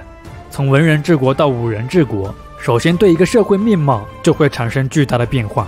重勇、廉耻、节俭等内容的兵道文化开始成为镰仓时代的主要文化特征。另外，以御家人制度为统治基础的镰仓幕府对武人的高度依赖，也为未来镰仓幕府的衰败埋下了致命的隐患。什么是御家人制度呢？御家人中的御是对幕府将军的一种敬称，而家人则是贵族及武士首领对部下武士的一种称呼。那么最初的御家人当然是在元平战争中，御家人由一个叫做士所的机构统帅，士所主要负责战时指挥和平时的治安维护，以及向守护及御家人传达命令。它属于镰仓幕府的中央核心机构。士所的长官被称为别当。那么在镰仓幕府成立以后，为了削弱天皇的权力，镰仓幕府开始任命高级的御家人担任各地的守护或具有庄园监管权力的地头等官职，逐渐形成了与京都并立的二元政权。守护在当时具有很强的行政权和检察权，原则上一国一人，他们后来逐渐演变为了一国的实际统治者。另外值得一提的是，武士家族的女性虽然不参与军事活动，但他们也是有可能成为地头和御家人的。那么武家政权虽然具有压倒性的军事力量，但其统治的合法性仍需要借助天皇的精神权威，比如将军职位的继承还是需要得到天皇的任命。在形式上，地方的国司也还掌握着日本的行政机关，这一冲突的存在，也就导致了之后几个世纪，公家政权与武家政权会为争夺实际统治权而大打出手。不过，在公家和武家的矛盾爆发之前，幕府内部的矛盾先一步爆发了。1199年，源赖朝去世之后，其子源赖家继任将军。由于源赖家缺乏其父的政治才能及权威，他独断专行，重用其岳父比起能源，排挤幕府元老，引起了高级御家人的不满。于是，在源赖家的母亲和外公，即北条政子和北条时政以及其他幕府元老的策动下，源赖家的统治权遭到剥夺。随后，北条家族建立了以其为中心的元老协议制。北条家族很有意思，早期北条时政奉命监视被流放到伊豆半岛的源赖朝，结果源赖朝却和北条时政的女儿北条政子相识并结成了夫妻。那么都是一家人了，还监视个屁呀，多不礼貌。于是之后，北条时政竭尽全力支持源赖朝创业，镰仓幕府的建立，北条家族也是功不可没的一大功臣。之后，北条家族策划分割将军权力，杀害源赖家及其亲信。北条时政成为正所的别旦，以辅佐将军之名掌握幕府大权，成为镰仓幕府第一任职权。幕府将军从此成为一个虚设。而面对武家势力的不断增长，地头对朝廷贵族庄园的不断渗透，公家对政权的危机感愈发加深。于是趁着幕府内部争斗不止之际，1198年，后鸟羽上皇开始执政院政期间，他开始利用贵族们对幕府的不满，重用反幕府人士，并且把分散在各地的皇族领地集中于天皇手中，加强了中央的经济实力。1121年5月，后鸟羽上皇向各国武士颁布诏令，史称成久之乱的战争由此爆发。但可惜的是，在时任职权北条时政之子北条义时的鼓动下，相当一部分的御家人又集结到了幕府之下。幕府掌握的军事力量依旧非常强大，仅仅1个月不到，幕府军就击败了朝廷军，并且占领了京都。之后，幕府迫使中宫天皇退位，拥立后库河天皇继位，同时将参与策划动乱的后鸟羽上皇等皇族流放外地，参与讨没的贵族及武士遭到处决。此后，朝廷拥有的军权受到了严格的限制，皇位继承及中央的政治完全被幕府所掌控。日本也从武功并行的政治过渡到了完全由武家职权的独断体制。而就在日本内部政局动荡之时，此时东亚的外部环境也发生了非常大的变化。1206年起，天将猛男成吉思汗开启了蒙古人令人胆寒的军事征服。而在成吉思汗之孙忽必烈成为统治者以后，蒙古人开始将目光转向了日本。从1268年起，忽必烈3次遣使要求日本朝贡，但均遭到了幕府的拒绝。于是从1271年起，忽必烈在加紧进攻南宋的同时，开始集结兵力进攻日本。1274年，元朝和高丽的联军近3万人在日本北九州登陆，与筑前的御家人发生交战，史称文勇之役的第一次元日战争由此爆发。另外，这也是知名游戏《对马岛之魂》的真实历史背景。元军凭借强大的火器，打得日军节节败退，但由于元军内部的矛盾以及暴风雨的来袭，导致之后的元军损失惨重，被迫退回到了朝鲜半岛。第一次对日战争宣告失败。1275年，强势的元朝再度遣使要求日本臣服，结果时任幕府第8代职权北条时宗斩杀来使，表明了日本的态度，为第2次元日战争的爆发埋下了伏笔。1281年，在灭掉南宋以后，元朝再度远征日本。这一年，元朝累计发兵10万多人，规模极其浩大。但由于忽必烈下令动员攻击日本，只给了1年的准备时间，导致准备工作异常仓促，远征日本的船只也因工期不足，质量存在明显的问题。更不幸的是，在第一次对日战争中，曾摧毁元军的风暴再次袭来，一切的一切仿佛都在预示着这次的侵略战争，元军将会遭遇重大危机。在诸多问题的联合作用下，史称弘安之役的第2次元日战争，元军以损失3/4的兵力为代价，再度宣告失败。尽管元军的2次征日行动都没有取得成功，但他对镰仓幕府却产生了重大的影响。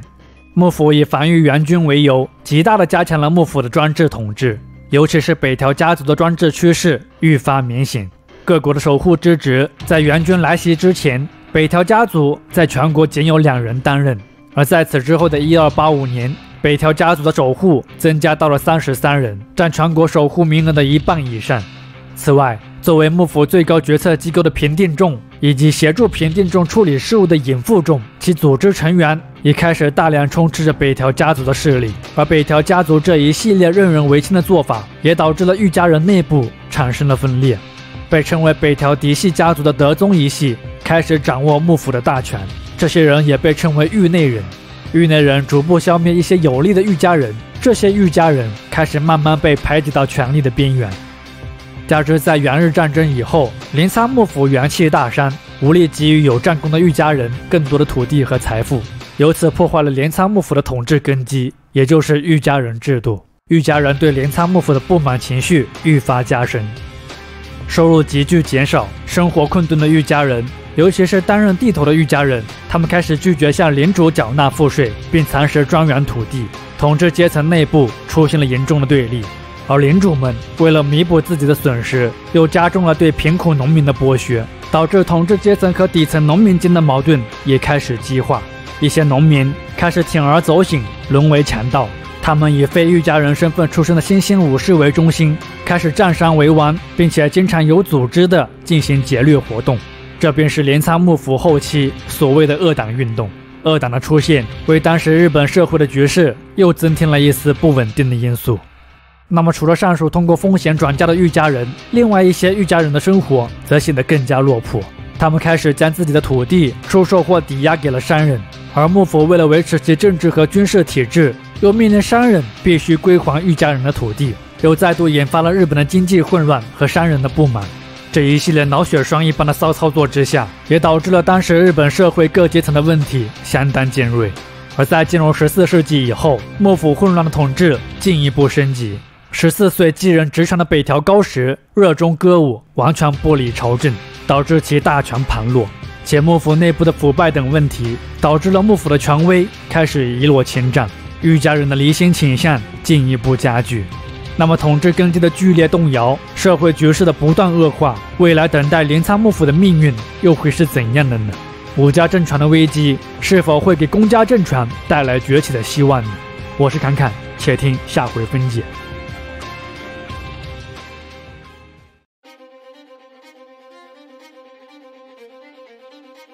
镰仓幕府以保障武士们的土地所有权，以及根据战功授予新土地和财富的策略，获得了武士阶层的极大支持。这是镰仓幕府得以建立和维持统治的重要基础。但凡事皆有利弊，有限的土地和不断扩大的武士阶层，都注定了御家人制度在未来会面临着难以调和的矛盾。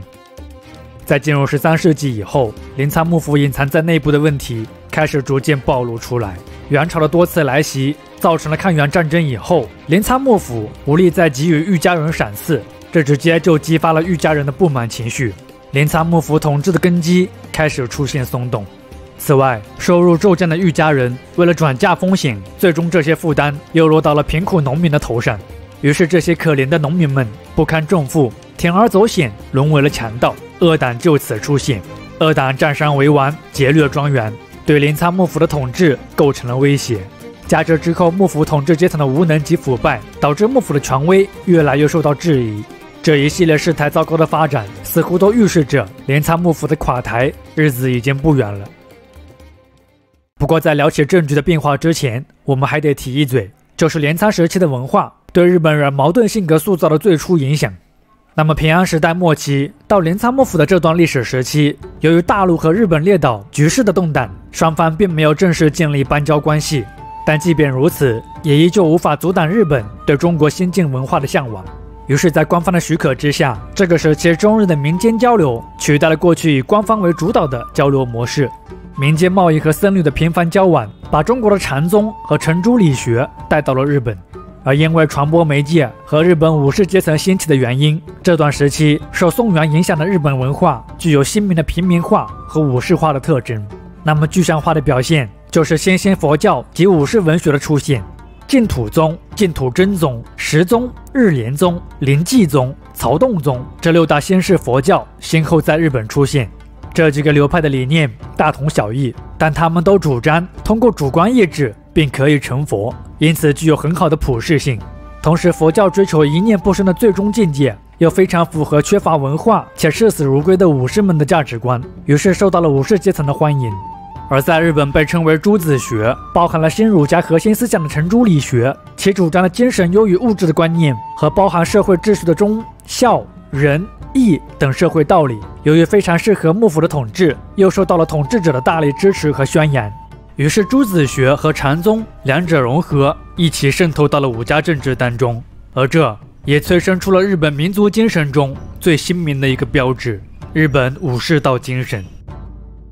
武士道有正邪之分吗？我不太确定，但武士道确实让日本人的性格走向了两个极端。武士道影响下的日本人极其好斗，却又温文尔雅，且在镰仓幕府动荡的局势下，利益的纠纷又让他们经常摇摆于忠诚与背叛的抉择当中。而极端性格之下，极端的行为又变得可预见了。100年后，日本的法西斯主义、武士道精神则显然在军国主义思想和皇国史观教育的影响下，为日本人极其罪恶的行为起到了推波助澜的作用。除此之外，日本人性格的矛盾之处还深受其过往的历史影响。首先，对外来文化的渴求是地理上封闭的日本自古以来的进步动力，这是他们性格中的开放性。但氏族社会对日本政权的长期影响，又让日本的保守势力十分顽固，也就铸造了他们性格中顽固的保守性。这些矛盾的观念，经过日积月累，今天也许依旧还根植于日本人的内心深处。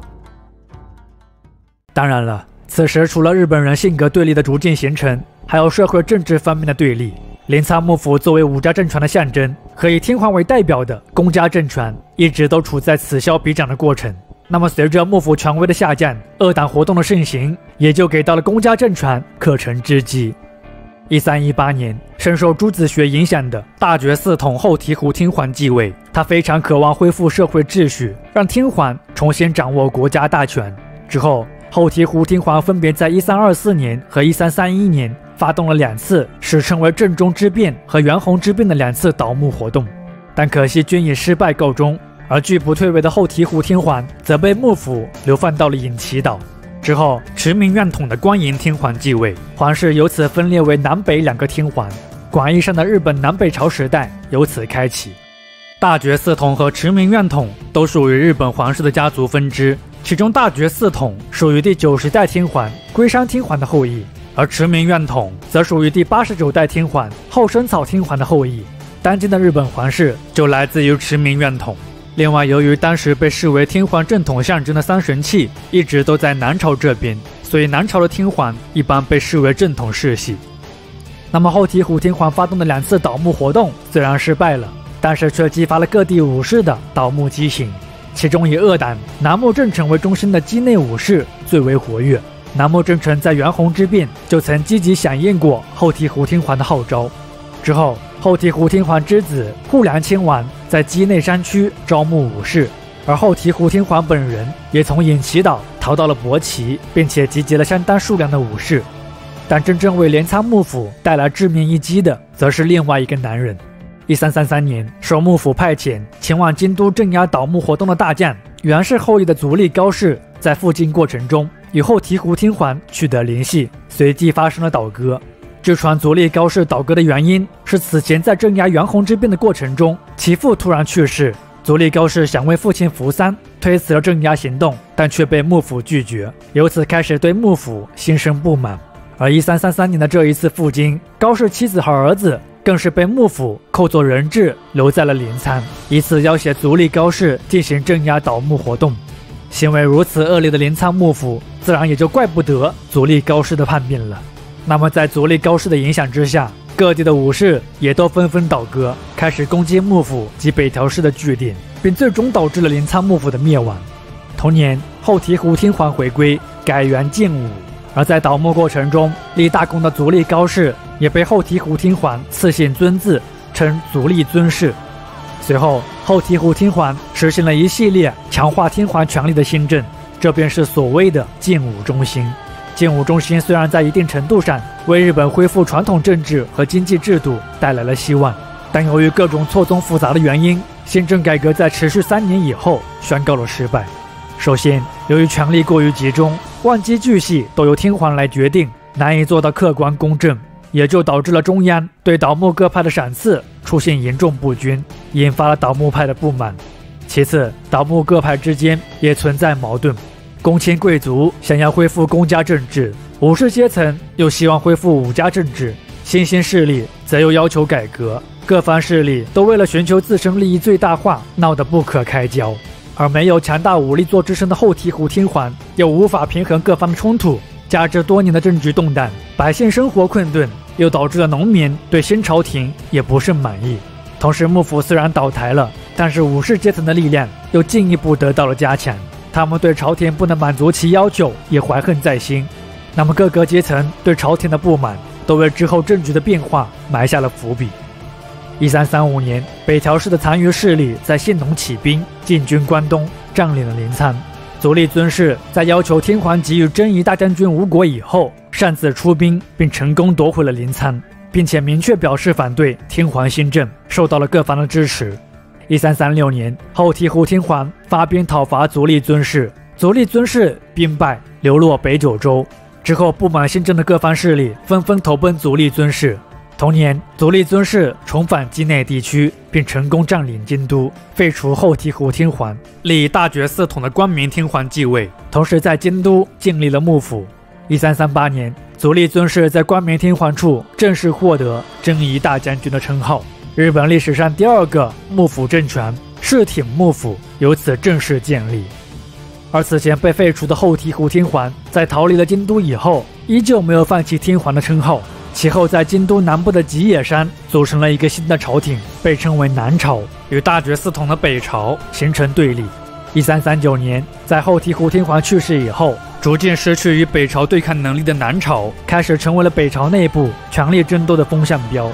足利尊氏作为幕府的大将军，掌握着恩赐和军事大权，其弟足利直义则行使政务实权，但由于两人统治理念的差异，冲突在两人间爆发。随后两人轮流与南朝进行合作，由此形成了非常奇妙的三方势力混战的局面。足利家族内部混战的实质反映的是武士家族结构的变化，过去的分割继承制开始向单独继承制转变，同时以家族关系为基础的武士结构也开始瓦解，被以地缘为基础的武士团逐渐取代。他们为了争夺地区的主导权，开始相互攻伐，导致了当时整个日本社会处在极其不稳定的状态。直到第3代将军足利尊氏的孙子足利义满继位，在采取各种削弱地方势力的措施以后，政局才逐渐有了稳定的迹象。1392年，足利义满以2派皇室轮流出任天皇为约定，呼吁南北朝统一的主张获得了南朝的回应，长达半个多世纪的南北朝对立由此结束。但事实上，幕府在之后并没有履行此约定，并且不断迫使南朝皇族成员出家，使其不能继承皇位，由此引发了南朝皇族的怨恨和反抗，这也成为了未来室町时代日本社会难以稳定的因素之一。不过，不管怎么说，室町幕府的建立代表日本境内的政权又再次落到了武家的手中，而这个新兴的武家政权又会给日本的未来带来怎样的变化呢？它是会重蹈镰仓幕府的覆辙，还是会开创一个全新的时代？我是侃侃，且听下回分解。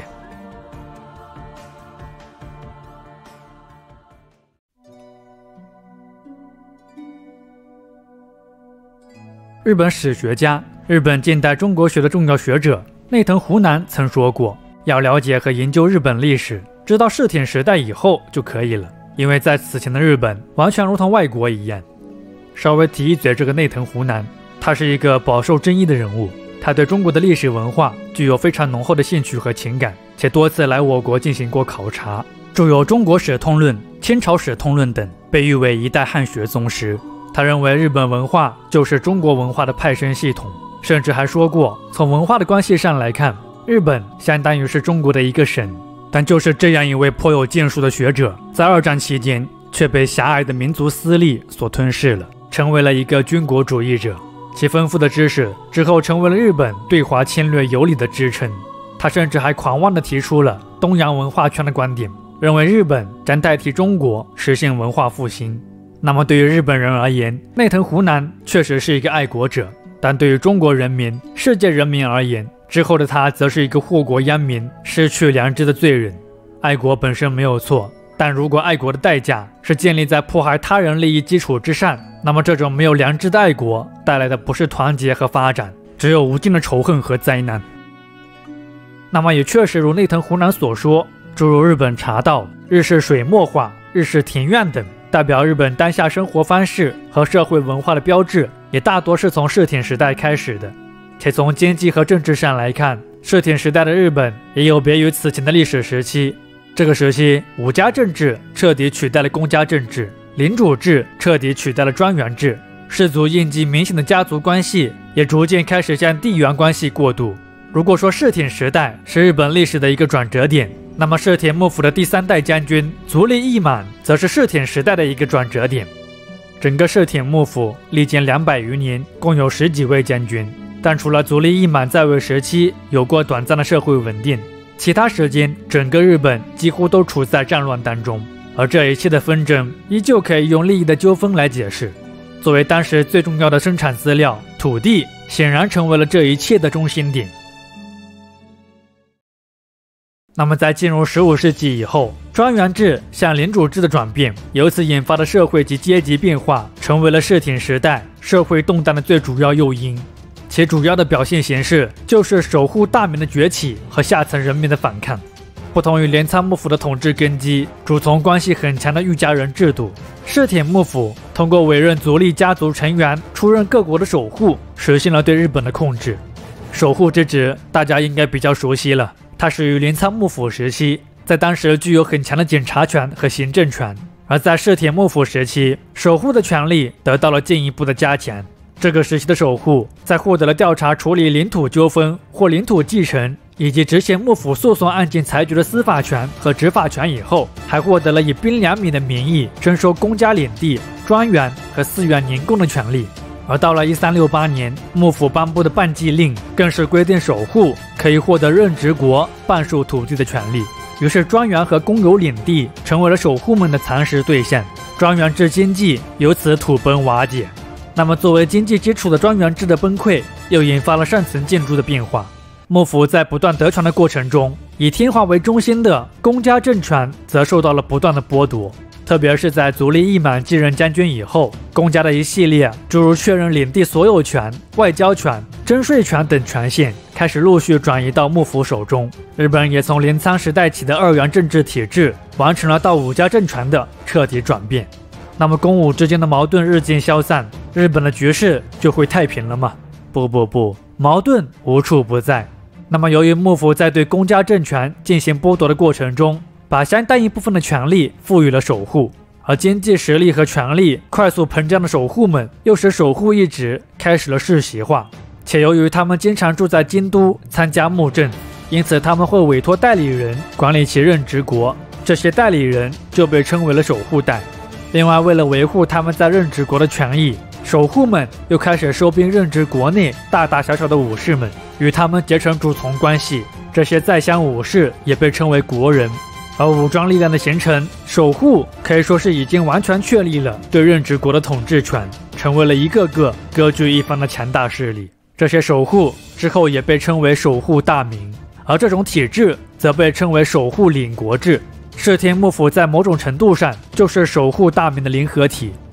面对地方势力的日益壮大，室町幕府也开始有所忌惮。于是在进入15世纪中期以后，幕府将军们也试图效仿足利义满削弱地方的权力。由此，武家政权内部幕府与守护大名、守护大名与守护大名之间的矛盾开始日益激化。且在此过程中，作为社会的主要生产者，农民在承担了所有的经济负担以后，由于不堪重负，也开始以减免劳役赋税为目标，与幕府发生对抗和冲突。这些不断起义的农民和暴乱被称为土一揆。不过实力有限的农民们只能说掀起了一些风浪，他们终究无法深刻地改变日本的局势。真正为日本的局势带来巨大变化的，当然还是来自幕府内部的力量。为融合武家、公家、长森等日本东山文化的兴起做出了一定贡献的8代将军足利义政，由于其过于沉迷享乐，不理朝政，导致其妻日野父子开始玩弄大权。据传日野父子生得妖艳细嫩，人称玉美人，但他横征暴敛，唯利是图。他经营高利贷，囤米以高价卖出，还经常收取他人贿赂，达成在行政与私人上的需求。所以这也导致了日野父子的名声极差，也被人称为恶女、恶妻。以足利义氏的不满，于是足利义氏以掌握幕府实权的广领细川胜元为后盾，与山民宗权等人爆发了将军继承位之争。这里稍微提一嘴这个广领哈，之前介绍镰仓幕府组织架构的时候没有提到，广领在之前被称为直氏，到3代将军足利义满时才改称为广领。广领主要负责辅佐将军管理诸多事务，可以说是幕府中央最高的行政官。像市所、政所、问住所等机构都是设在广领之下的。室町幕府时期，其组织架构和镰仓幕府时期没有太大的变化。最值得一提的是，室町幕府除了在地方上设置守护以外，还在九州、澳洲、禹州、京都设置了负责监察政治与地方执政的官职探体一职，它有点类似刺史和巡抚的意思。此外，室町幕府还专门在镰仓设置了镰仓府，其长官叫做镰仓公藩，由第2代将军足利义权之弟足利基氏及其子孙世袭，管辖关东10国。镰仓府因此也被称为第2幕府。那么再说回将军继承权之争之后，幕府的高级官员和各国守护也因私人利益和矛盾纷纷加入2大武装集团，以此为导火索，1467年5月，日本历史上著名的大规模内战应仁之乱由此爆发。这也促成了日本历史上一个非常重要时期的开启，它就是日本的战国时代。应仁之乱中，细川胜元率领了24国16万兵力的东军，与山民宗权率领了20国11万兵力的西军展开了激烈的对决。除九州等部分地方以外，战火几乎遍及日本国土，而作为主战场的京都地区更是在混战中化为灰烬。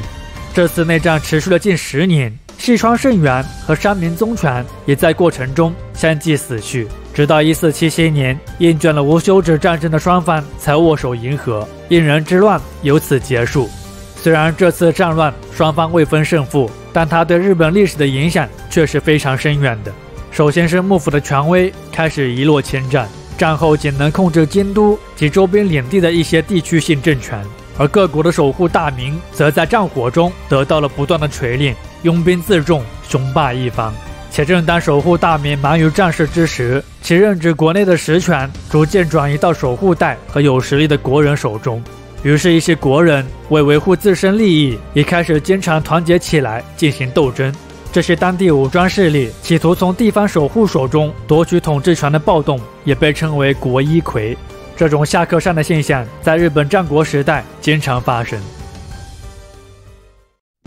1489年，室町幕府第9代将军足利义尚去世以后，继任的足利义支与广领细川政元形成对立。由于足利义支想要独断幕政，随即民厌之变爆发，足利义支遭到废黜，幕府名誉扫地。之后，其弟足利义澄继任第11代将军。不过，将军职位的更替并没有结束其与广领之间的纷争，双方长期失和，且多次发生军事冲突。直到1565年，被誉为晋豪将军第13代将军足利义辉遭到叛军围杀以后，室町幕府从此开始完全失去实权。此后，地方的独立趋势进一步增强，各国实力大名纷纷建立了自己的独立王国，成为雄霸一方的统治者。这些人也被称为战国大名。他们为了争夺和扩大自己的领地，开始相互攻伐，争斗不止。也许他们也不会想到，这样的乱世之后将持续100余年。这是最糟糕的一个时代，但也是会铸造英雄的一个时代。纵观历史，那一个个震古烁今的名字，那一篇篇华丽的英雄史诗，他们无不经历了混沌年代的洗礼，才有了留名历史的佳名。那么，在如此乱世、群雄割据的时代，日本历史会迎来自己的英雄吗？日本的未来又将走向何方呢？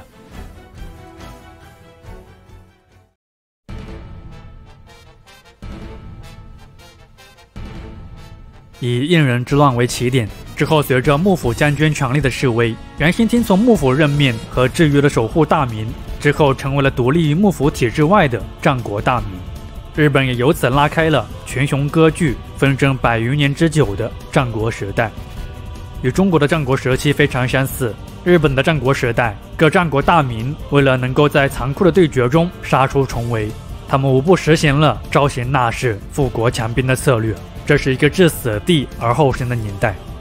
那么为了供养庞大的军事组织，战国大名们完善水利灌溉系统，开发新田，增加粮食生产。其呈现的结果就是整个战国时代，日本的土地耕种面积竟增加了73%之多。另外，由于朝廷和幕府的衰败，曾服务于公武政权的众多知识分子也开始流落各地，而战国大名们对这些人也呈现出了欢迎的态度。在获得战国大名的支持以后，他们为地方的武士和富裕的工商业者提供了必要的教育，地方上的文化水平在这个时期有了一定程度的提高。当然了，社会经济文化的进步却依旧改变不了，这仍是一个战火纷飞的动荡年代。那么正当战国大名为争夺地盘混战之时，日本人也是在这一时期应该说是第一次接触到了西方文明。日本临济宗僧人南浦文之的《铁炮记》中记载了一起铁炮传来事件。1543年，葡萄牙人乘坐的一艘原定从澳门开往浙江双屿载有火绳枪的军火走私船，中途因遭遇台风漂流到了日本九州南侧的种子岛。而当时年仅16岁的种子岛岛主种子岛石窑，在见识了葡萄牙人演示的火绳枪的威力以后，随即就购买了2把火绳枪，并将其加以仿造。这种仿制的火绳枪也被称为种子岛冲。之后，火绳枪开始传遍日本各地，对当时日本的作战方式和战术形势产生了重大影响。与此同时，一些强有力的战国大名开始积极谋求统一全日本，其中以位处战略要地的尾张国和远江国等最为积极。而尾张国的统治者正是被誉为日本历史上战国三杰之一的织田信长。这个年少荒诞不羁、被嘲为尾张的大傻瓜的织田信长，如今已成长为了能够独当一面的战国大名了。1560年，织田信长在统辖间之战击败了以进京觐见将军为由主动进犯的远江国大名兼川义元。随后，原先臣服于兼川义元的三河国国人战国三杰中的德川家康趁机脱离兼川氏。之后，织田与德川为了实现利益最大化，于是结成同盟，这便是战国时期众多盟约中最具契约精神的青州同盟。此后，织田信长攻城略地，势不可挡。1567年，织田信长拿下美浓国，同时使用天下不武的印章，表明了统一全国的决心。1573年，织田信长打败幕府联军，将室町幕府的末代将军足利义昭逐出京都，室町幕府由此正式灭亡。1575年，织田和德川在三河国的长小城以火枪和栅栏结合的战术击败了关东地区的劲敌甲斐战国大名武田胜赖。这场被称之为长小之战的战役，也是日本历史上火绳枪运用的著名战例。到了1582年，近半个日本都已经置于织田信长的统治之下了。但可惜的是，也是在这一年，织田信长为了援救在高松城陷入苦战的大将羽柴秀吉，在京都本能寺停留之际，遭遇家臣明智光秀的叛变。经过一番激战以后，织田信长最终被迫自焚而亡，享年48岁。而关于明智光秀具体叛变的原因，目前也没有一个准确的说法。有怨恨说、不安说，甚至还有同性恋说等说法。那么不管怎么说，织田信长的死已成定局，但日本统一的事业仍未完成。之后，羽柴秀吉继承织田信长大业。这个羽柴秀吉出生于尾张国的上层农民家庭，其父是织田的亲兵。而羽柴秀吉在参军以后，因表现突出，随即成为了织田器重的重要将领。其实，在战国时代，有相当多的能人异士都像羽柴秀吉一样，出身并不显赫，反倒是这样处处充满着变数的乱世，给到了他们出人头地的机会。比如之前被织田信长征服的美浓国大名斋藤氏，原先只是一个卖油商人而已。那么在本能寺之变后，羽柴秀吉与作战对手毛利氏讲和，率军回京，击败了明智光秀，并迫使其自杀。随后，羽柴秀吉以织田的后继者自居。秀吉在战争策略上相比织田来说更加灵活一点，他采取可弹可打的形式，所以在统一日本的步伐上，秀吉进行得更为迅速。1585年，秀吉进军四国，天皇授予秀吉关白之职。次年，秀吉又被任命为了太政大臣，并被赐姓丰臣，这便是战国三杰中的丰臣秀吉。之后，丰臣秀吉继续征战四方，并且最终于1590年成功统一日本。那么，为了补足当时中央行政机构的不完善，丰臣秀吉任命了当时强有力的大名担任五奉行和五大老，来统筹中央的事务。不过，这种因人设位的做法显然隐藏着很大的危机。一旦丰臣去世，这种平衡必然会被打破。由于丰臣秀吉晚年在监督种满桃树的福建城居住，因此织田和秀吉的时代也被称为安土桃山时代。同时，随着欧洲大航海时代的不断推进，日本也受到了西方文明的进一步影响。当时的日本人将葡萄牙人、西班牙人称为南蛮人，将他们带来的文化称为南蛮文化。欧洲人带来了西方的机械钟表、引进、葡萄酒等，对日本文化产生了较大的影响。同时，随之而来的天主教也开始在日本西南地区传播。丰臣秀吉虽然对天主教的传播感到威胁，但碍于对外贸易的需要，因此并没有对传教活动进行严厉的禁止。不仅如此，丰臣秀吉为了扩大对外贸易以及满足领主们对土地的需求，迎合武士们的好战心理，他开始积极发动对外战争，试图建立起以日本为中心的东亚新秩序。丰臣的扩张思想和侵略野心之大，可以说是集历代日本统治者之大成，达到空前程度。这也许是日本军国主义最初的萌芽。不过很显然，在完成了内战以后，坐井观天的日本统治者在当时并没有意识到大陆政权的强大。1592年，在要求朝鲜臣服不成以后，丰臣秀吉派遣15万大军入侵朝鲜半岛。那么，因为日本长期内战的历练和火枪的利用，武士组成的日本军队战力还是非常不错的。所以在战争前期，日军进展顺利，攻占了汉城和平壤，其先头部队甚至一度到达了图门江畔的会宁。而狂喜的丰臣秀吉甚至已经开始计划迁都北京。但之后的战事让丰臣秀吉明白了自己的计划是多么的可笑和自大。在朝的日军之后遭到了朝鲜军民的顽强抵抗，并且明朝到来的支援更是打得日军节节败退。随后日军被迫求和，明朝万历皇帝按照惯例封丰臣秀吉为日本国王，允许朝贡，结果却引起了丰臣秀吉的极大不满。于是在1597年，不甘心的丰臣秀吉再次派遣14万大军入侵朝鲜，只可惜依旧没有成功，并且损失惨重。1598年，丰臣秀吉病死，随后日本也就结束了对朝的侵略战争。这两次被史称为文禄之役和庆长之役的侵略战争，不仅给朝鲜人民带来了巨大灾难，同时战争的巨大消耗也为丰臣秀吉的政权敲响了丧钟。那么，由于身为五大佬首席的德川家康在秀吉死后私自分封领地，多次违反五大佬之间的盟约，展现出了独断政权的野心，因此引起了其他大名的不满。于是，丰臣秀吉的进程由此分裂为了两大集团。1600年，以拥戴丰臣之子年仅6岁的丰臣秀赖的部分实力大名组进了西军，与德川家康为首的东军在美浓国的关原爆发了战争。此战也被誉为决定天下的战争。此役由于西军中出现了倒戈者，之后东军大获全胜，而关原之战的胜利则确定了德川家康在全日本的统治地位。之后在1603年，德川家康在日本第107代天皇后阳城天皇处获得了征夷大将军的称号，并且在江户建立了幕府，这便是日本历史上第3个也是最后一个幕府政权——江户幕府。纵观江户幕府的建立，德川家康他拿着送到脸上的江山，这一路走来不可谓不顺利。现场找米，秀吉做饭，家康就餐的这一说法真是既形象又贴切。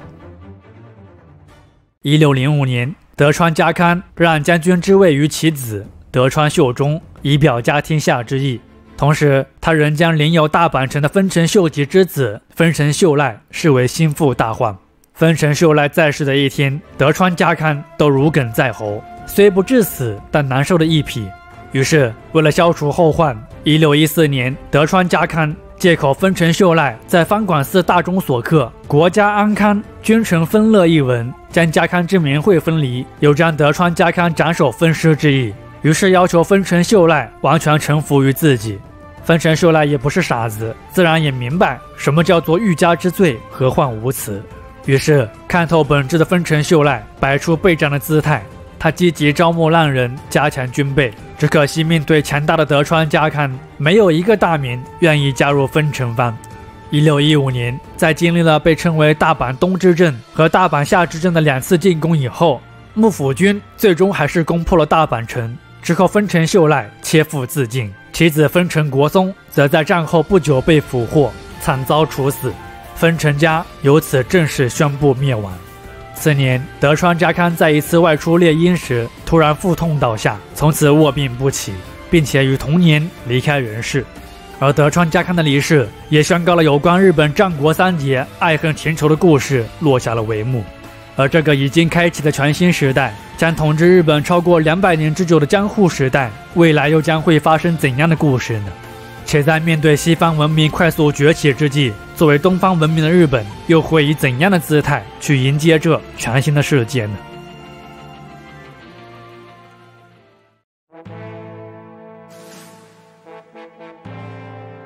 江户幕府作为日本历史上最后一个分晋武家时代，它相比之前的武家政权有着很大的不同。这个时期，日本社会经济的快速发展、资本主义的萌芽以及世界格局的变化，都注定了江户时代将会是一个充满着矛盾和变革的时代。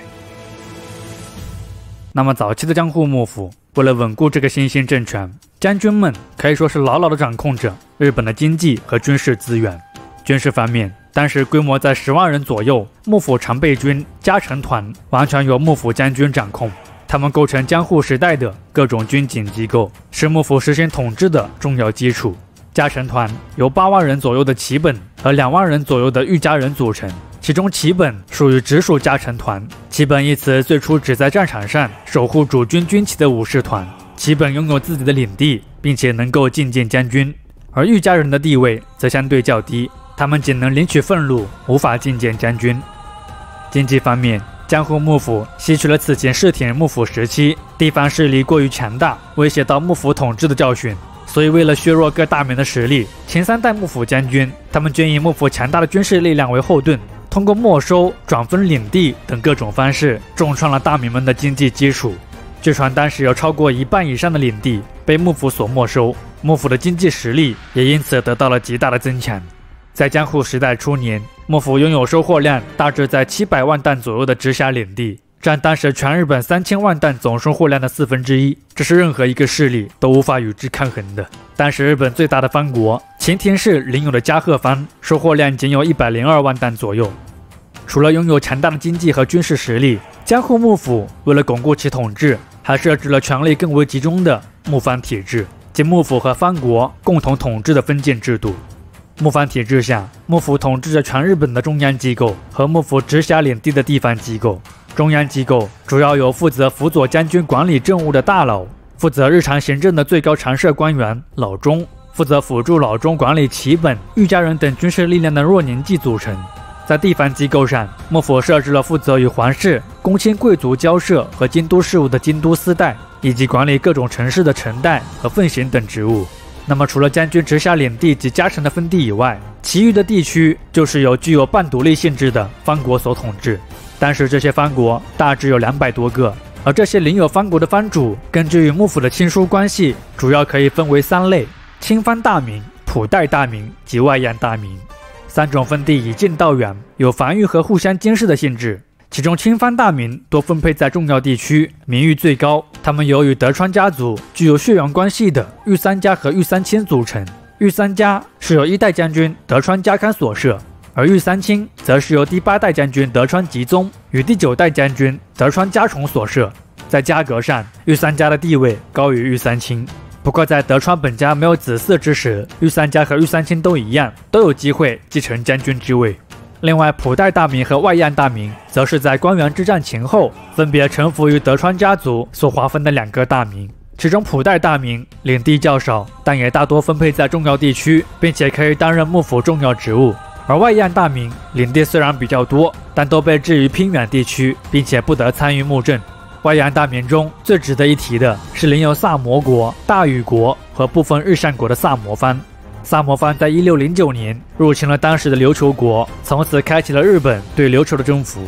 琉球国在此前是明朝的藩属国，此后的它同时向中国和日本进行朝贡。琉球国因其特殊的地理位置，成为了当时东南亚多角贸易的中转站，被誉为万国精良。由于萨摩藩远离幕府的统治中心，所以就给到了他更多自作主张的机会。之后在幕府的锁国时代，萨摩藩成为了日本西化的重要入口，并且在与西方列强的接触中不断发展壮大，之后成为了一个强藩。当然了，这种半独立的状态，幕府始终都是有顾虑的。那么为了更有效地控制他们，幕府除了颁布一国一城令，规定一个藩国只能修建一座城堡，限制其军事力量的发展以外，幕府还设置了参见交替和参见交代制度。前者是将藩主的长子与正室送往江户作为人质，后者是规定藩主们有义务定期觐见将军，且需要在江户和领地间轮流居住1年，达到了对这些藩主的进一步监视和控制。那么聊完了政治制度的变化，我们再来看看江户时代日本的社会面貌。作为汉文化圈之一的日本，也不同程度地沿袭了中国的4民划分，将整个社会主要划分成为了士、农、工、商4个等级。其中士是武士，社会地位最高，同时武士这个阶层内部又划分了近20多个等级，比如上至将军、大名、家臣，下至乡间武士的乡士和失去俸禄、居无定所的浪人。由于幕府将军借口大名无继承人，没收其领地的做法，导致许多武士失去了主君，尤其是在3代将军德川家光去世以后，浪人的规模达到了近40万人之多。而这些规模庞大、不安分的失业武人，也构成了之后江户时代社会不稳定的因素之一。同时，不管这些武士的地位高低与否，他们都具有佩刀和无故斩杀平民百姓的特权。而作为社会的重要经济基础，农民则被完全的囚禁在了土地之上。无论当年收成好坏，他们收成的40%都需要上缴将军和大名。且除了需要缴纳沉重的赋税以外，农民还被禁止出售土地、禁止迁移、禁止自由种植农业等的诸多限制。那么这种固化的阶级，从短期上来看，保障了既得利益者的权益，稳固了幕府的统治；但从长期来看，它阻止了阶级的流动，扼杀了社会的进取和创新精神，也埋藏了变革的种子。江户幕府的保守力量还体现在了禁教与锁国的举措之上。早期出于对外贸易的需要，日本并没有禁止天主教的传播，但是西班牙人和葡萄牙人以传教的名义在日本进行了殖民扩张行为，之后引起了幕府的警觉。同时，天主教奉行的人人平等的教义和幕府的等级制度显然也存在着冲突。同时，激增的教徒愈发让幕府感到不安。所以，从第2代将军德川秀忠在位时期，幕府就开始对传教活动进行了禁止，并且愈演愈烈。1614年，幕府要求所有人必须弃教。同时，面对天主教对日本的不断渗透，幕府当局开始重新审视对外的贸易活动，特别是民间的对外贸易活动。1616年，幕府下令禁止除长崎和平户2港外的所有对外贸易。这个平户就是明末著名将领郑成功的出生地。1622年，幕府在长崎处死55名传教士和信徒，史称元和大殉教。1624年起，西班牙商船被禁止到日本。1635年，全面禁止日本人到海外，已经在海外的日本人也不被允许回国。同时，对外贸易的停止导致大民们的收入骤降，尤其是西南地区的大民。而这些大民又开始通过对领地内的民众增加税收来补足缺口，最终这些负担还是落到了民众的头上。于是，双方的矛盾不可避免地爆发了。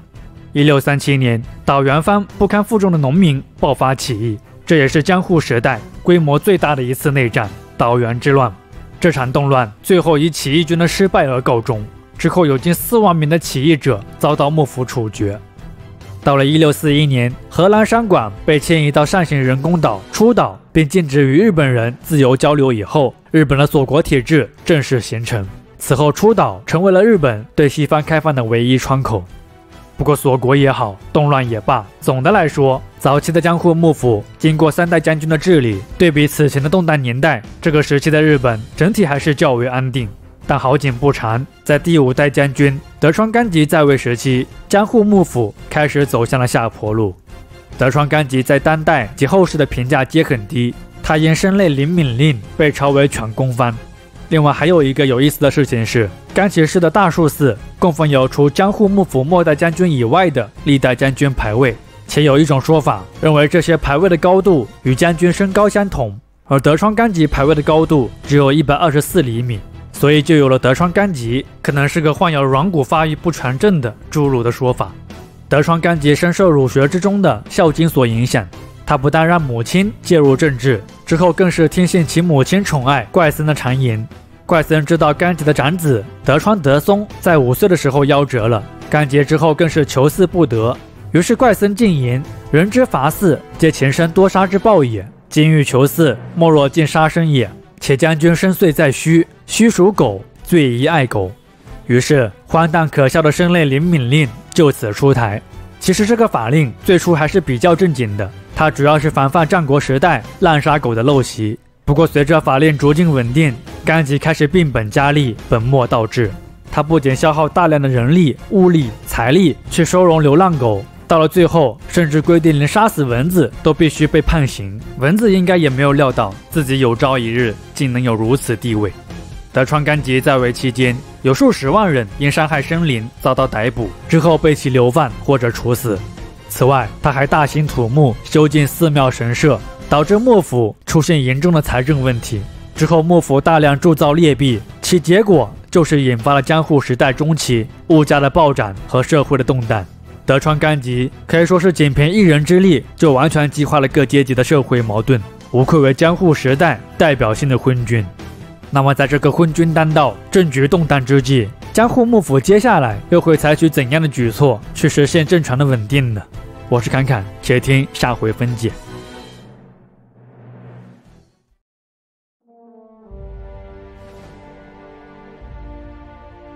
有时候你不得不感叹古人所拥有的智慧。在那个遥远、对世界缺乏了解的年代，人们对社会的理解、对历史的看法却异常通透。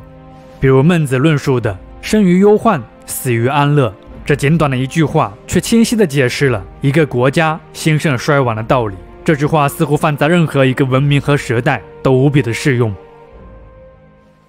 日本在经历了100年的内部纷争以后，江户幕府总算是开创了一段久违的安定时期。可安定富足的生活也让幕府的统治者放松了警惕，开始变得随心所欲，肆无忌惮。尤其是在犬公藩德川纲吉继任5代将军以后，他为了获得男性继承人，听信谗言，违背经济原则颁布的声泪领敏令，导致幕府大量的资源被其所消耗。之后纲吉大兴土木，修建的各种寺庙神社更是进一步掏空了幕府的财政。江户时代中期的社会动荡由此出现，同时因其恶政，日本社会也因此产生了2个影响深远的变化。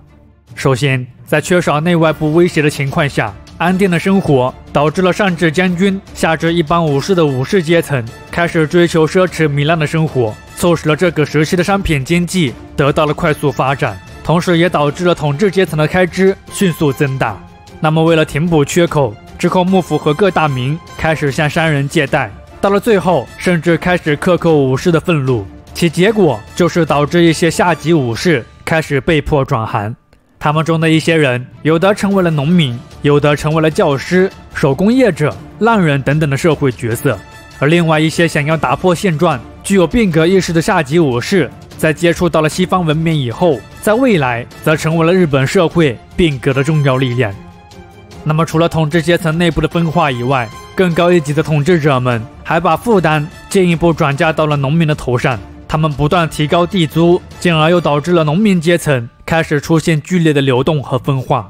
一些有实力的村官和富民开始进行土地兼并。当然了，在当时，木藩是禁止土地买卖的，所以这类土地兼并主要采用抵押的形式，而通过这种方式发展起来的地主被称为村坊地主、豪农。他们将土地出租给无地或少地的农民来耕种。那么除了继续留在土地上耕种的农民，还有一些农民则直接把原来的碗筷给摔了，另起炉灶。他们来到城市居住，参与到了市场经济的体系中来。这些现象在农业发达的中部和畿内地区尤为显著。而这些人当中，少数人有幸成为了富有的工商业者，于是工商这个阶层的队伍得到了壮大。这些新兴的富人和原来的那批商人、高利贷者等豪商，他们通过利用积累起来的资金，向木方领主承包垦荒的方式，成为了大量土地的所有者。这些开发型地主连同之前的村坊地主，到了明治维新前夕，占有着全日本近1/3的土地。不过此时的他们并没有形成一股政治力量。而作为江户幕府重要的统治框架，传统士农工商的社会等级其出现的分化，也在某种程度上动摇着江户幕府的统治根基。于是，一些意识到问题严重性的幕府统治者开始谋求内部改革。1716年，冀州藩藩主，也就是御三家中的冀州德川家德川吉宗，因7代将军德川家继武子嗣，成为了江户幕府的第8代将军。那么面对幕府的财政危机、社会矛盾的不断激化，德川吉宗立志改革。这场主要发生在享保年间，立足于农本主义的政治与经济方面的改革，取得了相当不错的成效。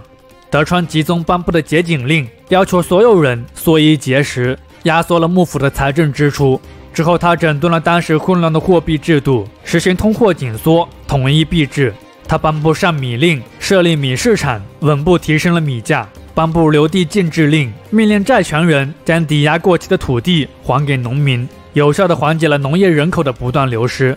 而对于日渐繁荣的商业，他也从抑制商业资本转为利用和统治。他通过组织流通的行会来进一步实现了官方对米价的控制，稳定了社会的秩序。此外，在政治上，他广开言路，沟通下情，推行族高制，提拔身份较低的人担任重要官职，为幕政招来了更多的贤才。同时，在科技和文化上，他放宽洋书禁令，不再禁止与天主教无关的西书，提倡实学，从而奠定了日本西学研究的基础。由于这些西方的知识技术只能通过当时长崎的荷兰人传入日本，因此也被称为兰学。1774年问世的日本第一部大型西洋医学译著《解体新书》就是兰学发展的代表作品。此后，兰学也从医学发展到了各个学科，促使了日本一批早期学习西方知识的知识分子集团的形成。当然，这是后话了。那么，在德川吉宗的改革之下，江户时代的日本出现了中兴的局面，德川吉宗因此也被誉为幕府中兴将军。不过，德川吉宗改革虽取得了进展，但面对一些既得利益者，诸如大名、新兴地主和商人的反对，改革还是受到了一些阻力，进行的不够彻底。幕藩体制下，社会结构的变化已经是大势所趋。那么，在德川吉宗去世以后，此后的日本在遭遇了政治腐败、浅间山的火山爆发、关东洪水等天灾人祸以后，又再次陷入了危机当中。于是，在1789年的宽政元年，德川吉宗之孙时任老中之职的松平定信继承其祖父的意志，对日本又实现了一次改革。这场被称为宽政改革的主要方针，仍旧遵循享保年间的核心内容，即努力稳定农村，巩固幕藩体制。松平定信实现的宽政改革，在一定程度上维持了幕府的财政均衡，提高了幕府的权威。但由于其严厉的改革手段引起了民众的不满，且由于成年后急于亲政的第11代将军德川家齐与松平定信产生了对立，因此松平定信被迫于1793年辞职。这个德川家齐属于御三亲中的伊桥德川家，他是第8代将军德川吉宗的曾孙。之前我们在介绍御三亲和御三家的时候说过，这个伊桥德川就是德川吉宗设立的。伊桥德川的初代家主叫做德川忠影，他是德川吉宗的4子。而当时与伊桥德川一同设立的，还有德川吉宗次子德川宗武为初代家主的庭安德川家。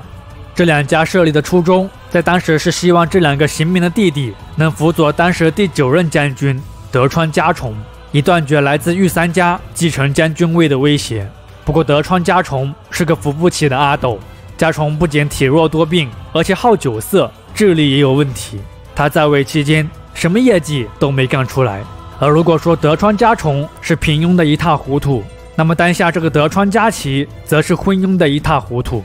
德川家齐虽掌握着幕政，但他几乎实行放任政治。他热衷于家庭生活，娶了40个妻子，其中16个妻子生了50多个子女，这都不是儿孙满堂了，是儿孙满大街了都。且由于家齐还让这些子女与大名的子女通婚，幕府也因此花费了巨额钱财。而就在幕府统治者们享受天伦之乐的同时，已经崛起的西方列强们也开始逐渐逼近了这个封闭的东方世界。那么最初对日本施加威胁的势力就是沙皇俄国。15世纪开启的大航海时代让西欧各国赚得盆满钵满，而不具备出海条件的沙俄当然是眼红的不行。一颗远洋大海、聚敛财富的野心早就埋藏在了这些东斯拉夫人的心中。所以从17世纪起，为了寻求可以通往世界道路的沙俄开始了向西伯利亚的积极扩张。18世纪末，沙俄沿着青岛群岛南下，直接窥探虾夷。那么虾夷也就是北海道，自世町时代开始，日本人就已经来到了北海道的南端，也就是渡岛半岛开始了定居。当时的日本人和北海道的土著阿伊努人虽频繁展开贸易，但也经常发生冲突。那么到了江户时代，随着幕府对北海道的进一步开发，日本移居者的逐渐增加，阿伊努人也就逐渐融入到了日本的社会体系之中了，其传统的社会也就逐步解体。1972年，俄国使节到达北海道的东部根室地区，要求幕府通商，结果遭到了幕府的拒绝。之后，日俄双方就经常发生摩擦。那么为了对抗俄国的入侵，1807年，幕府开始将松秦藩及虾夷地区全部作为直辖领地。而此时，除了北方的威胁以外，在日本西南地区，英国的船只也开始逐渐靠近日本的港口，并且双方经常发生纠纷。于是，在1825年，幕府又颁布了驱逐夷国船只令，要求各方驱逐靠近日本港口和近海的所有外国船只。同时，因为经营虾夷地区以及家齐这些子女嫁娶的惊人费用，幕府的财政问题再次凸显。而为了弥补亏空，幕府又开始大量铸造劣币，其结果就是引发物价急剧提升，进一步推动了商品经济的发展和商人规模的壮大，且农民的分化与贫困还造成了当时严重的社会治安问题。可面对当下如此糟糕的局势，为富不仁的商人、为政不义的官员不仅不救济百姓，反而相互勾结，哄抬物价。于是，在1837年，在下级武士大营平八郎的带头之下，联合贫苦农民，在大阪爆发了捣毁富豪住宅和商店的大营平八郎之乱。虽然这次动乱被幕府平息，但这次动乱提出的改革幕藩体制的要求也极大地冲击了幕府的统治。1841年，德川家齐去世，受新继任12代将军德川家庆信任的水野忠邦被任命为了幕府老中，并在其主导下进行了回归农业、抗拒商业化、稳定物价、建立西式军队，力图复兴幕府的天保改革。但改革是有边界的，在以自然经济为主导的时期，这套改革也许有用，可在当下这个商品经济快速发展的时代，这套改革完全越界和落伍了。改革最后不仅没有成功，反而进一步激化了社会的矛盾，催化了幕府的进一步衰弱。那么依托于商品经济的快速发展，成长起来的新兴阶层，以及社会的动荡导致的武士阶层和农民阶层的不断分化，再加上外部势力的不断威胁，此时的日本社会已经具备了变革的内外部力量。那么在未来，这颗随时都可能爆炸的火药桶将被如何点燃引爆呢？我是侃侃，且听下回分解。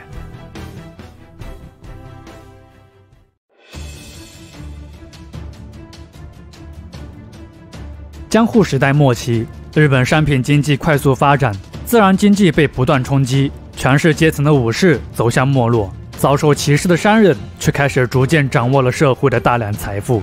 这一切的变化都已经预示着日本社会的巨大变革已经在路上了。如果说新型经济的发展、阶级力量的变化、日本传统生产关系的崩溃是时间问题，那么西方资本主义的入侵则无疑加快了这场社会变革的进程。进入19世纪以后，以英国为首的西方资本主义在经历了工业革命的大规模兴起以后，其对原材料以及对开拓海外市场的需求已经成为了当下西方列强们的主要扩张目标。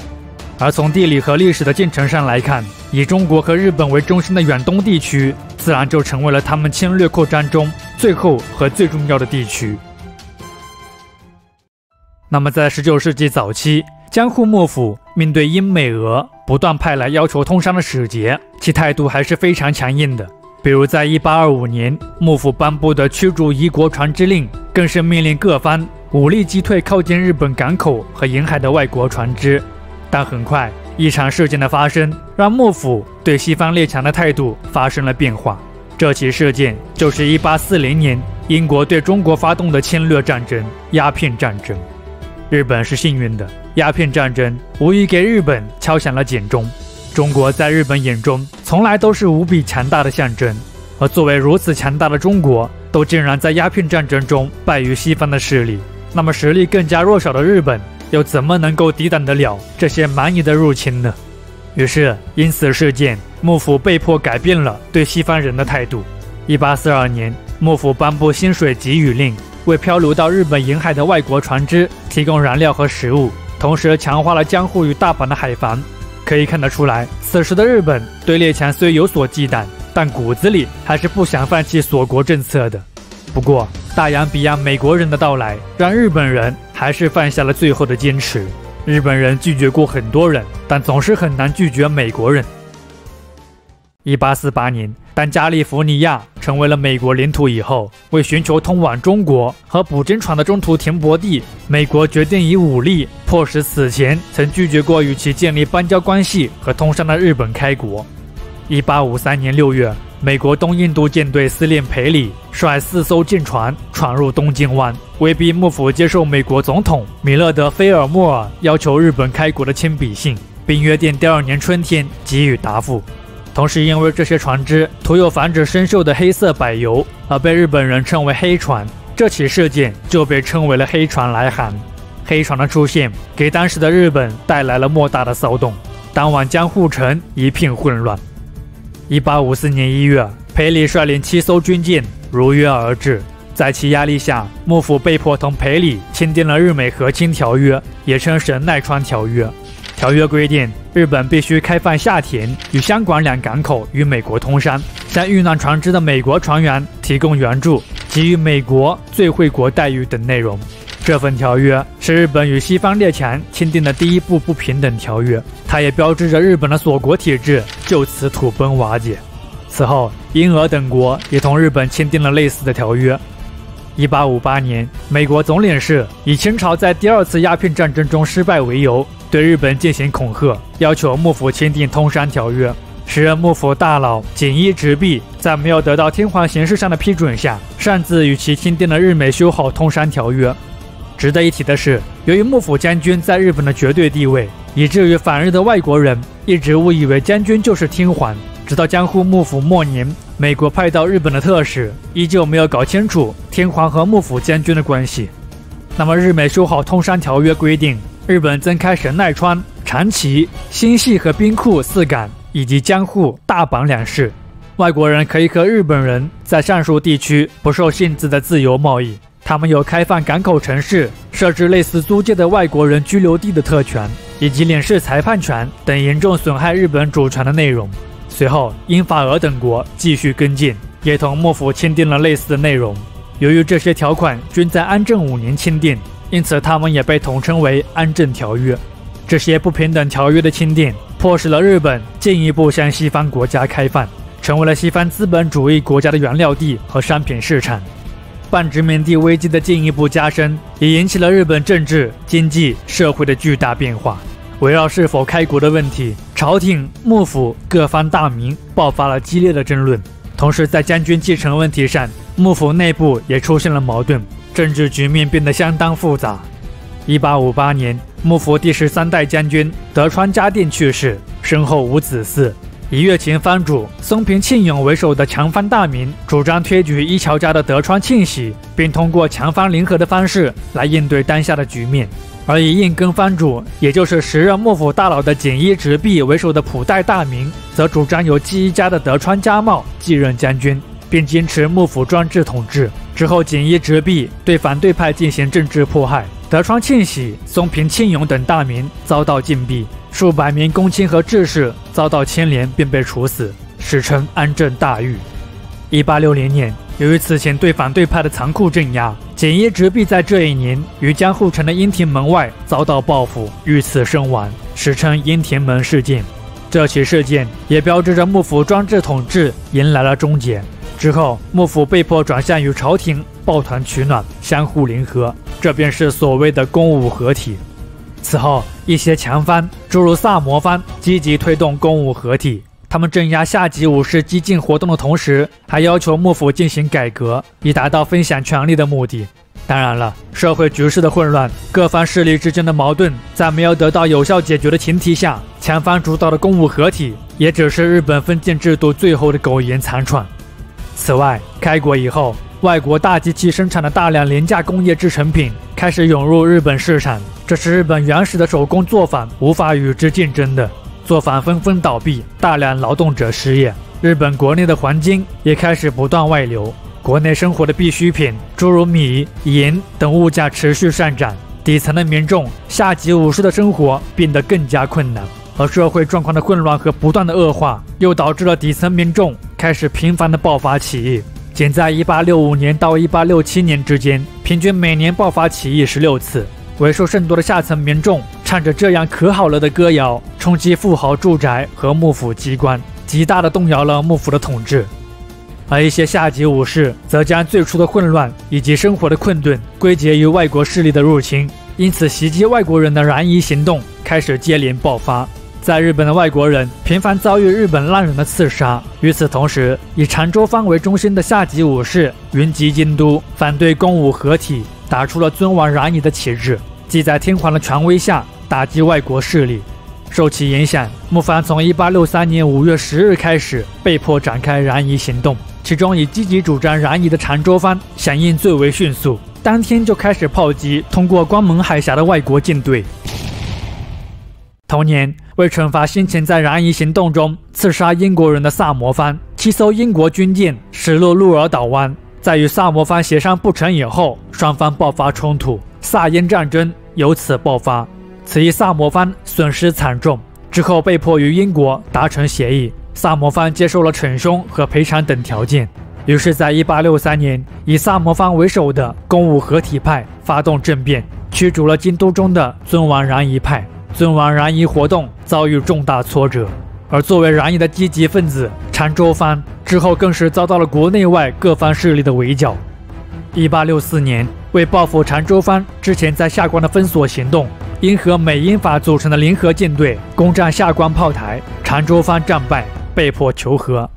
同时，在经历了与西方的对抗以后，看到武力差距的一些长州藩和萨摩藩的下级武士，诸如西乡隆盛、大久保利通、幕户孝允等人，也意识到攘夷是轻率的，应当开国进取。他们之后与列强建立贸易关系，开展了积极学习西方技术、建立新式工厂等的改革措施。这些藩国也从锁国论转向了开国论，很多人也开始意识到，国内混乱的局势，西方列强的到来只是诱因，幕府的无能统治才是最根本的原因。于是，下级武士领导的尊王攘夷运动也开始转向了尊王倒幕运动。1866年12月，孝明天皇去世，年仅12岁的太子穆仁继位，是为明治天皇。同时，面对长州藩和萨摩藩为首的愈演愈烈的倒幕活动，时任第15代将军德川庆喜接受土佐藩的建议，在1867年10月提出了大政奉还，即将统治权还给天皇，成立以德川家为中心的新政府。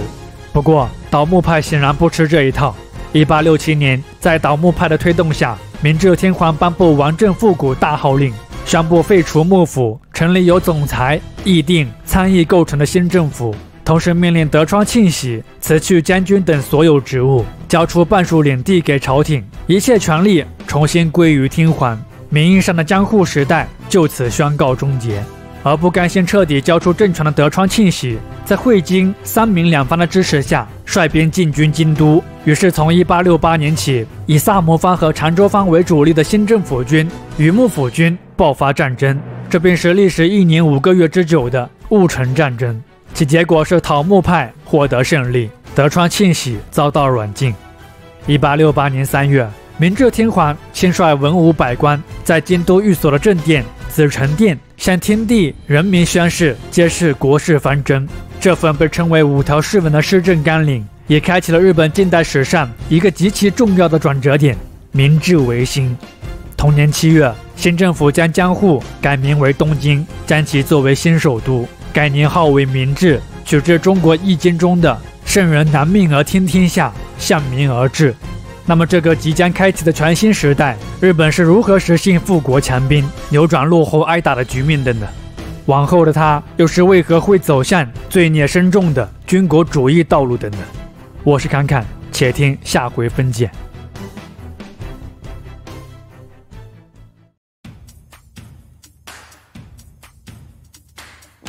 纵观日本这个国家的青年史，他在借鉴和吸收外来文化上从来都没有什么负担。他没有中国以天朝上国自居的傲气，也没有东南亚一些国家甘愿万事称臣的懦弱。他的性格仿佛是完全中性的，他当下的面貌只取决于当下他的地位和实力。所以你会看到，在大陆政权强大之时，他虚心求教，几乎全盘借鉴，一副好学生的模样；而当他自认为强大之时，又会出现像丰臣秀吉这样露出妄图称霸东亚野心的獠牙。日本人真的很务实，一种发现不合时宜会果断抛弃曾经所有的务实，或者说是现实。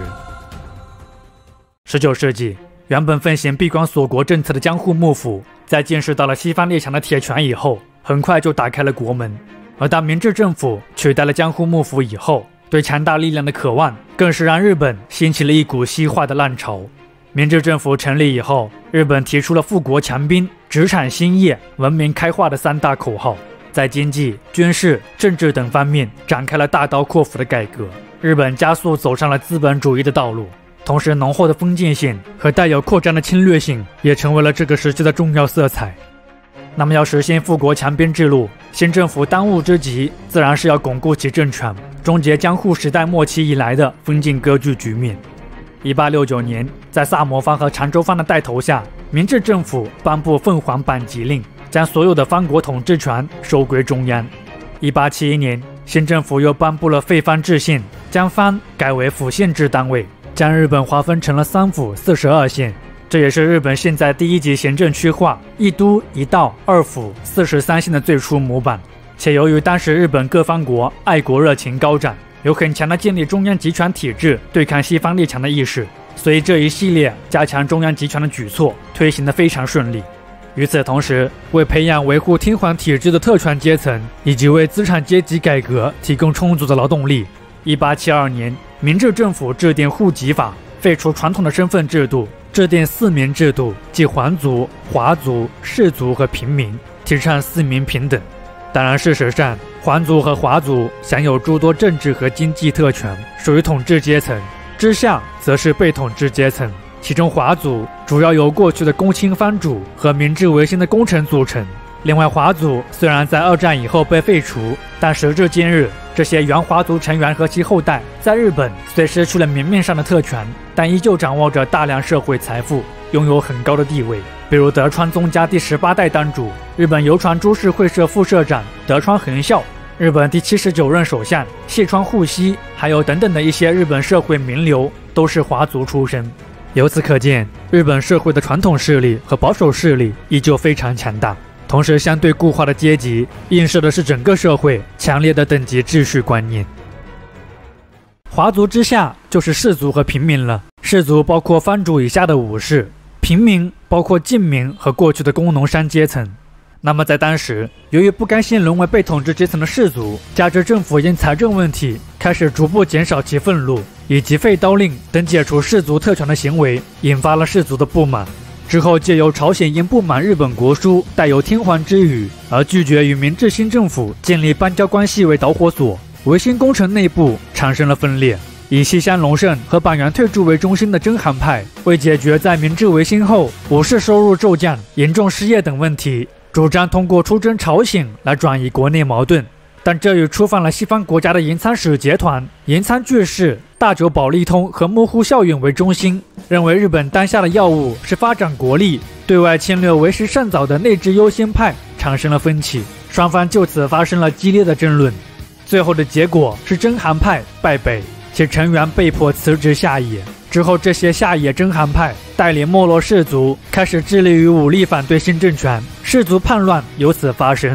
其中最为有名的就是1877年由西乡隆盛发动的史称西南战争的叛乱。不过这起叛乱同众多叛乱一样，均被新政府所镇压，而新政府展现的军事力量则体现了征兵制的效果。1873年，明治政府颁布了征兵令，规定年满20岁的男性均有服兵役的义务。新式海陆军也在此过程中逐步被建立了起来。德国和英国也被受邀指导新式日军。同时，这些士兵还被灌输了武士道精神和忠君爱国思想。日本军国主义的第一阶段对国民思想的控制也是在此时出现的。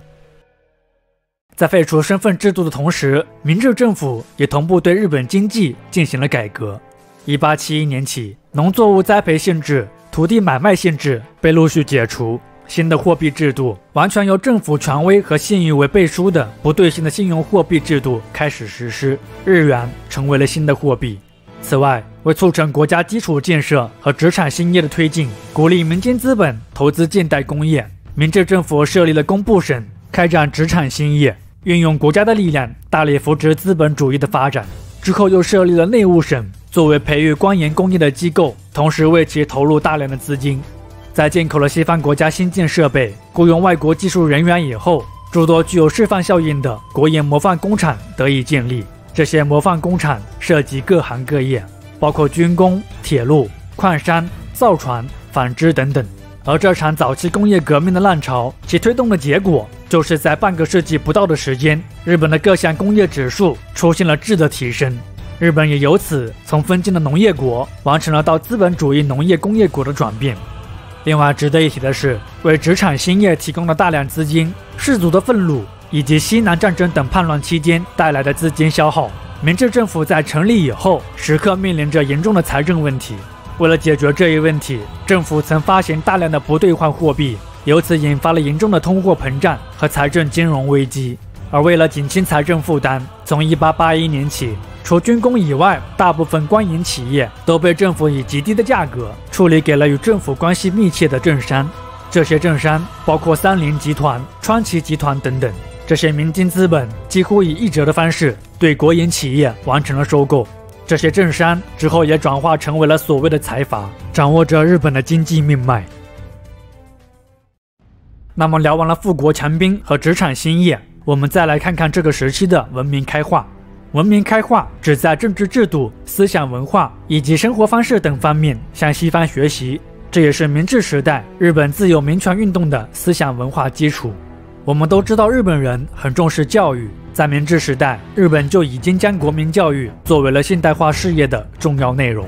那么在明治维新之前，日本各方实行各不相同的教育制度，各方之间的教育水准、教学内容也有很大差异。而在明治维新以后，日本政府开始在全国普及义务教育，众多大中小学开始在日本建立起来。此外，之后一些选派的留学生到英美法德等当时一流的先进国家留学，一些西式学校开始在日本出现，西方的学者也被邀请到了日本担任高等教育的教师。日本最早的近代综合大学东京大学就是在明治时代成立的。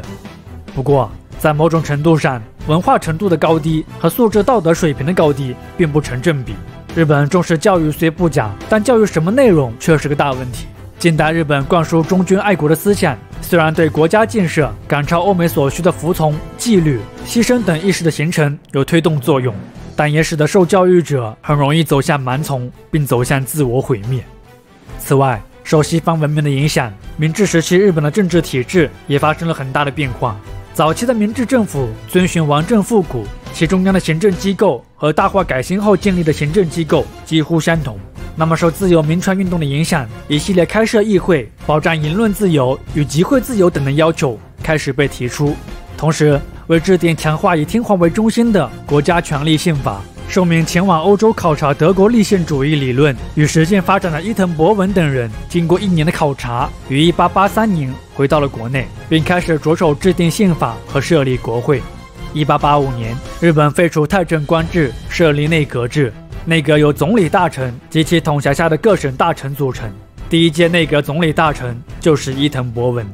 之后，在德国法律顾问的协助下，宪法草案经过多年的非公开审议，最终在1889年，明治天皇亲自颁布了日本的首部宪法，也是亚洲第一部近代宪法《明治宪法》。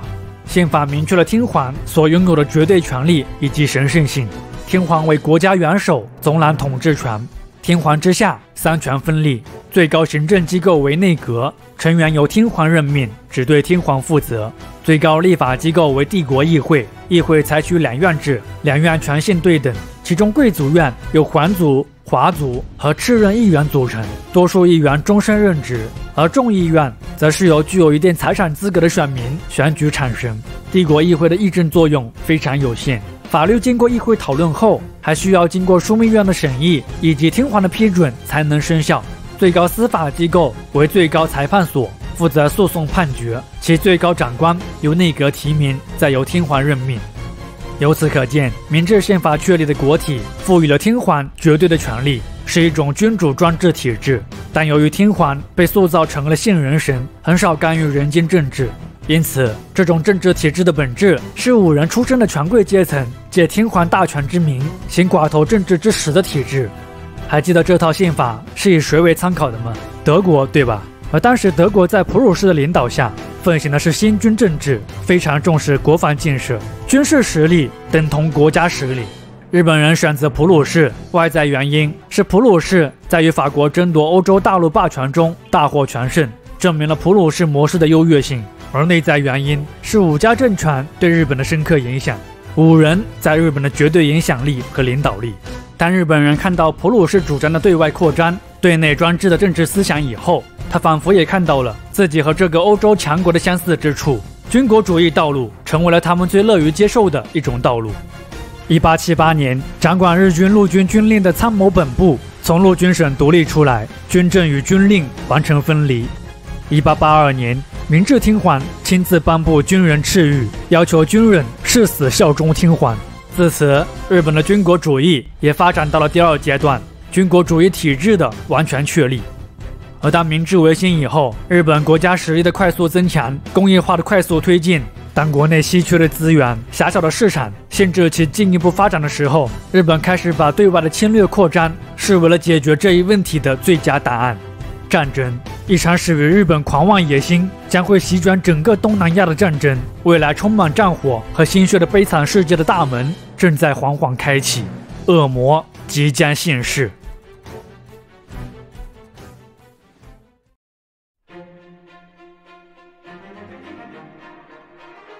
明治维新对日本国力进步的积极作用毋庸置疑。通过学习西方知识技术，日本很快就摆脱了落后农业国的形象，走向了资本主义工业国的道路。在外交上，由于国力的增强，日本也逐渐被西方认可为了列强。江户时代末期以来签订的一系列不平等条约也随之得到了废除。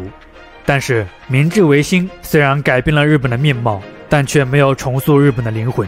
明治宪法虽被视为日本法治建设的重要进步，但其本质上仍是一种君主专制。分晋色彩并没有因为宪法的颁布而褪去，却因华族实际把持的政治更显浓厚。尤其是这些藩主，在某种程度上更是极致的利己主义者。他们的过去可以追溯到战国时代的大明。大明从一开始的使命就不是所谓的统一天下。他们不管外面洪水滔天，只在乎自己的领地几何，俸禄多少。而这种极致的利己意识反映到国家层面上，就是为了国家发展，可以不择手段地发动对外侵略战争。山县有朋，日本近代军国主义的典型代表人物。这个出生于常州的武士，自幼就崇尚武力，之后他因在戊辰战争中战功卓越，随即受到了重视和提拔。日本参谋本部就是由他一手建立，同时他也是首任参谋本部长。要求军人誓死效忠天皇的军人敕谕，也是在山县有朋的操纵下，以天皇的名义颁布的。1888年，山县有朋提出军事意见书，强调了日本必须在俄国西伯利亚铁路修建完成之前，完成对朝鲜的侵略。1889年末，山县有朋组阁，且在出任首相后不久，就向内阁提出了外交战略论和之前的军事意见书。其中在外交战略论，他反复鼓吹所谓的主权性和利益性的侵略扩张理论。他强调国家独立自卫之道有二，一曰捍卫主权性，二曰防护利益性。山县有朋这一主张，已然将当时视清帝国为宗主国的朝鲜以及满洲地区划入了其利益线之内。以此为理论基础，日本加快了扩军备战的步伐。截至1893年，日本就已经形成了常备兵力12万人以上、后备兵力10万人以上、海军配备31艘军舰、24艘水雷艇等的强大现代化军事力量。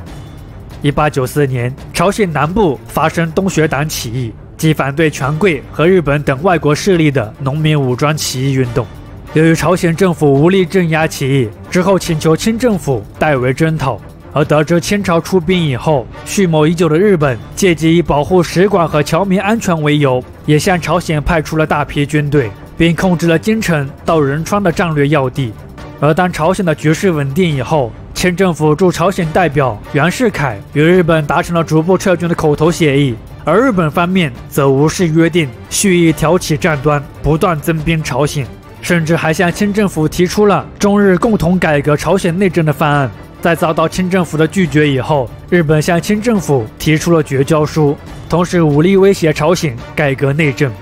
同年，日军占领朝鲜王宫，扶持以金弘吉为首的亲日傀儡政权，迫令新政府与清政府废除宗属关系。之后，朝鲜新政府在日军的胁迫下，请求日军驱逐在朝清军。1894年7月，为支援在朝的孤军，以方伯钦率领赴朝的清军与日军在丰岛海面发生交战，中日双方的第一次海战丰岛海战爆发。此役由于双方装备差距悬殊，清军惨败，清军950人除200余人生还以外，其余均殉难。之后在8月1日，中日同时宣战，甲午战争就此拉开序幕。战争爆发以后，日本议会全体一致通过政府的军事预算，以国赌运，形成了举国的对外战争体制。而与此形成鲜明对比的是清政府的腐败与无能。1888年正式进军以后的北洋水师6年都没有再添仙舰，而在此期间，重修颐和园花费白银800万两，光绪皇帝大婚花费白银540万两。这些费用合起来，可是能再添近10艘的定远级战列舰啊！另外，北洋水师军纪方面的问题也非常糟糕。英国远东舰队司令培利曼特曾评论说：“中国水雷船排列海滨，无人掌管，外则铁锈堆积，内则秽污狼藉，业已无可使用。”这显然不是一支可以取胜的精锐之师。此外，清政府内部的矛盾问题也削弱了其战时组织动员能力。温同和为首的清流派和李鸿章为首的洋务派关系紧张，国难临头之际，清流派还在想方设法攻击北洋军事集团，栽赃陷害攻击李鸿章及其下属的北洋将领。李鸿章为人如何，我不做评价，但至少清流派这种做法也显然无利于内部形成合力，抵御外敌，维护国家利益。还有诸如海军炮弹数量不足、战略失误等一系列致命问题，仿佛都已经预示着甲午战争对清朝而言注定将是一场悲剧。甲午战争历时8个月，且在此过程中，日本始终掌握着战争的主动权。1894年8月中旬，日军占领平壤，清军退至中国境内。9月黄海激战，北洋舰队溃败之后，李鸿章为保存实力，命令舰队退守威海卫。11月21日，日本人彻底摘下了文明的面具，露出了野蛮的真面目。在攻陷了位于辽东半岛的旅顺以后，日军对城内进行了4天3夜的屠杀，据估计有在2000到2万的军民惨遭魔鬼屠戮。1895年1月，日军进攻山东半岛的威海卫，全歼港内的北洋舰队。这支清政府倾全国之力打造的现代化军队全军覆没。到了3月上旬，日军在辽东的攻势不断增强，清军节节败退。4月17日，胜利无望的清政府被迫与日本签订了自南京条约以来对中国危害最大、最为屈辱的不平等条约——马关条约。条约规定，中国承认朝鲜独立，割让辽东半岛、台湾及澎湖列岛给日本，增开沙市、重庆、苏州、杭州为商埠，并允许日本在中国的通商口岸投资办厂，免征一切内地税，承认日本在租界内的治外法权等。同时，高达2亿两白银的巨额赔款，在加重了中国人民负担的同时，也进一步刺激了日本军国主义的发展。3.6亿日元啊！要知道，整个甲午战争期间，日军的花费也才2亿多日元，这也差不多是当时日本2年半的政府财政开支。此后，以赔款作为财源，日本完成了金本位制度，稳定了与欧美的贸易。当然了，绝大部分的赔款都被用作了进一步扩充军备上，而这一切都为后续历史的发展埋下了伏笔。甲午战争的胜利让日本人的民族自信从未像此时这般高涨，甚至是到了癫狂的地步。日本朝野各界开始纷纷鼓吹对外扩张，民族主义已然开始走向了极端化的道路。当时日本国内少数的清醒人士，如盛海洲曾说过，日本盲目追随欧美走殖民扩张的道路十分愚蠢，应当联合中国对抗欧美。只可惜在当时，战争带来的刺激完全麻木了日本人的神经，他们忘记了自己是谁，更忘记了自己是从何而来。同时，在甲午战争以后，日本与俄国在朝鲜及中国东北地区的争夺也变得更加激烈了。朝鲜方面，1896年，在经历了多次推倒重来以后，朝鲜的亲俄政权再次建立。同年5月，日俄签订协定，日本被迫承认俄国在朝鲜与其享有同等地位。之后，俄国在朝鲜的势力日益壮大，逐渐掌握了朝鲜的军政大权。1897年，朝鲜改国号为大韩帝国。这个大韩帝国的名字取得多多少少就没啥水平。当然了，如果以半岛的格局来说，大韩帝国作为迄今最后实际统治整座半岛的主权国家，那也确实是大。而在中国，由于在马关条约中将辽东半岛割让给了日本，这引起了本就对中国东北地区抱有极大野心俄国的不满，因而在俄国的提议下，伙同德法两国，三国迫使日本被迫放弃了辽东半岛，清政府也为此支付了3000万两白银的赎辽费。之后在1898年，沙俄以干涉还辽有功，迫使清政府与之签订了吕大租地的相关条约，蛮横占领了旅顺口和大林湾。而三国干涉还辽事件之后，在日本朝野引起了剧烈的反响，卧薪尝胆式的报复意识开始在日本国内蔓延。于是，日本为此制定了10年扩军计划，每年的军备财政预算水涨船高。1904年，日本10年扩军计划基本完成，现役兵力达到了20万人以上，海军军舰总数更是高达150多艘。眼看时机成熟，于是在这一年的2月，日本海军联合舰队司令东乡平八郎偷袭旅顺俄国军港，一场为争夺在朝鲜半岛和中国满洲地区势力范围的区域性战争——日俄战争由此爆发。此役，俄国在对战中接连失败，损失了用作维持其帝国的常备军事力量。再加上俄国民众对沙皇管制的不满情绪日益高涨，经济发展停滞，蔓延在国内的应战气氛，群众的不满情绪终于在1905年1月22日爆发了。而在俄国不稳定的局势下，日本趁机派遣间谍到俄国煽动布尔什维克人进行革命活动，间接促成了俄国血腥星期日事件的爆发。而日本方面虽然在这次战争中取得了大部分战斗的胜利，但由于在这场长达19个月的战争中已经支出了高达17亿日元的军费，国家财政陷入危机。同时，因战争动员了大量兵力，使日本国内的各种产业严重缺乏生产人口，经济陷入低迷。之后，通过美国作为中间人协调交涉后，日俄双方最终于1905年9月签订普茨茅斯合约。合约包含了俄国承认日本在韩国具有政治、经济、军事等优越地位，俄国从中国摄取的辽东半岛及附属一切权益转让日本，库页岛南部割让日本等一系列重新瓜分中国东北及朝鲜半岛的内容。同时，日俄战争的胜利又再次加快了日本向大陆政权侵略扩张的步伐。1907年，通过与韩国多次签订协约以后，日本完全掌控了韩国的财政、外交、军政大权，韩国几乎已经丧失了作为独立国家的象征。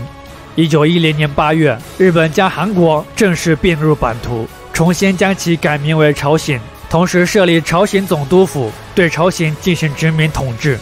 日韩合并的开始，也标志着朝鲜作为独立国家的历史中断了，也象征着日本对大陆政权的侵略扩张达到了一个新的高度。那么，这个穷兵黩武的日本帝国，在军国主义道路上的屡次得逞，沉浸在因战争中带来巨大刺激下的它，在未来又会做出怎样的疯狂举动呢？东南亚未来的局势又将会发生怎样翻天覆地的变化？我是侃侃，且听下回分解。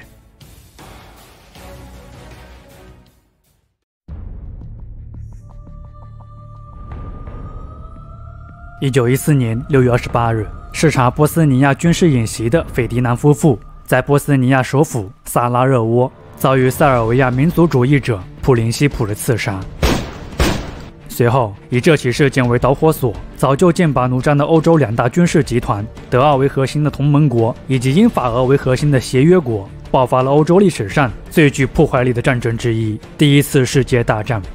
这场以新旧殖民主义国家为矛盾的战争，把整个欧洲卷入了漫天战火之中。而与此同时，在亚洲地区，另一个极具野心、国力快速增长的国家，则在这场战争中意识到建立东亚霸权的机会已经到来。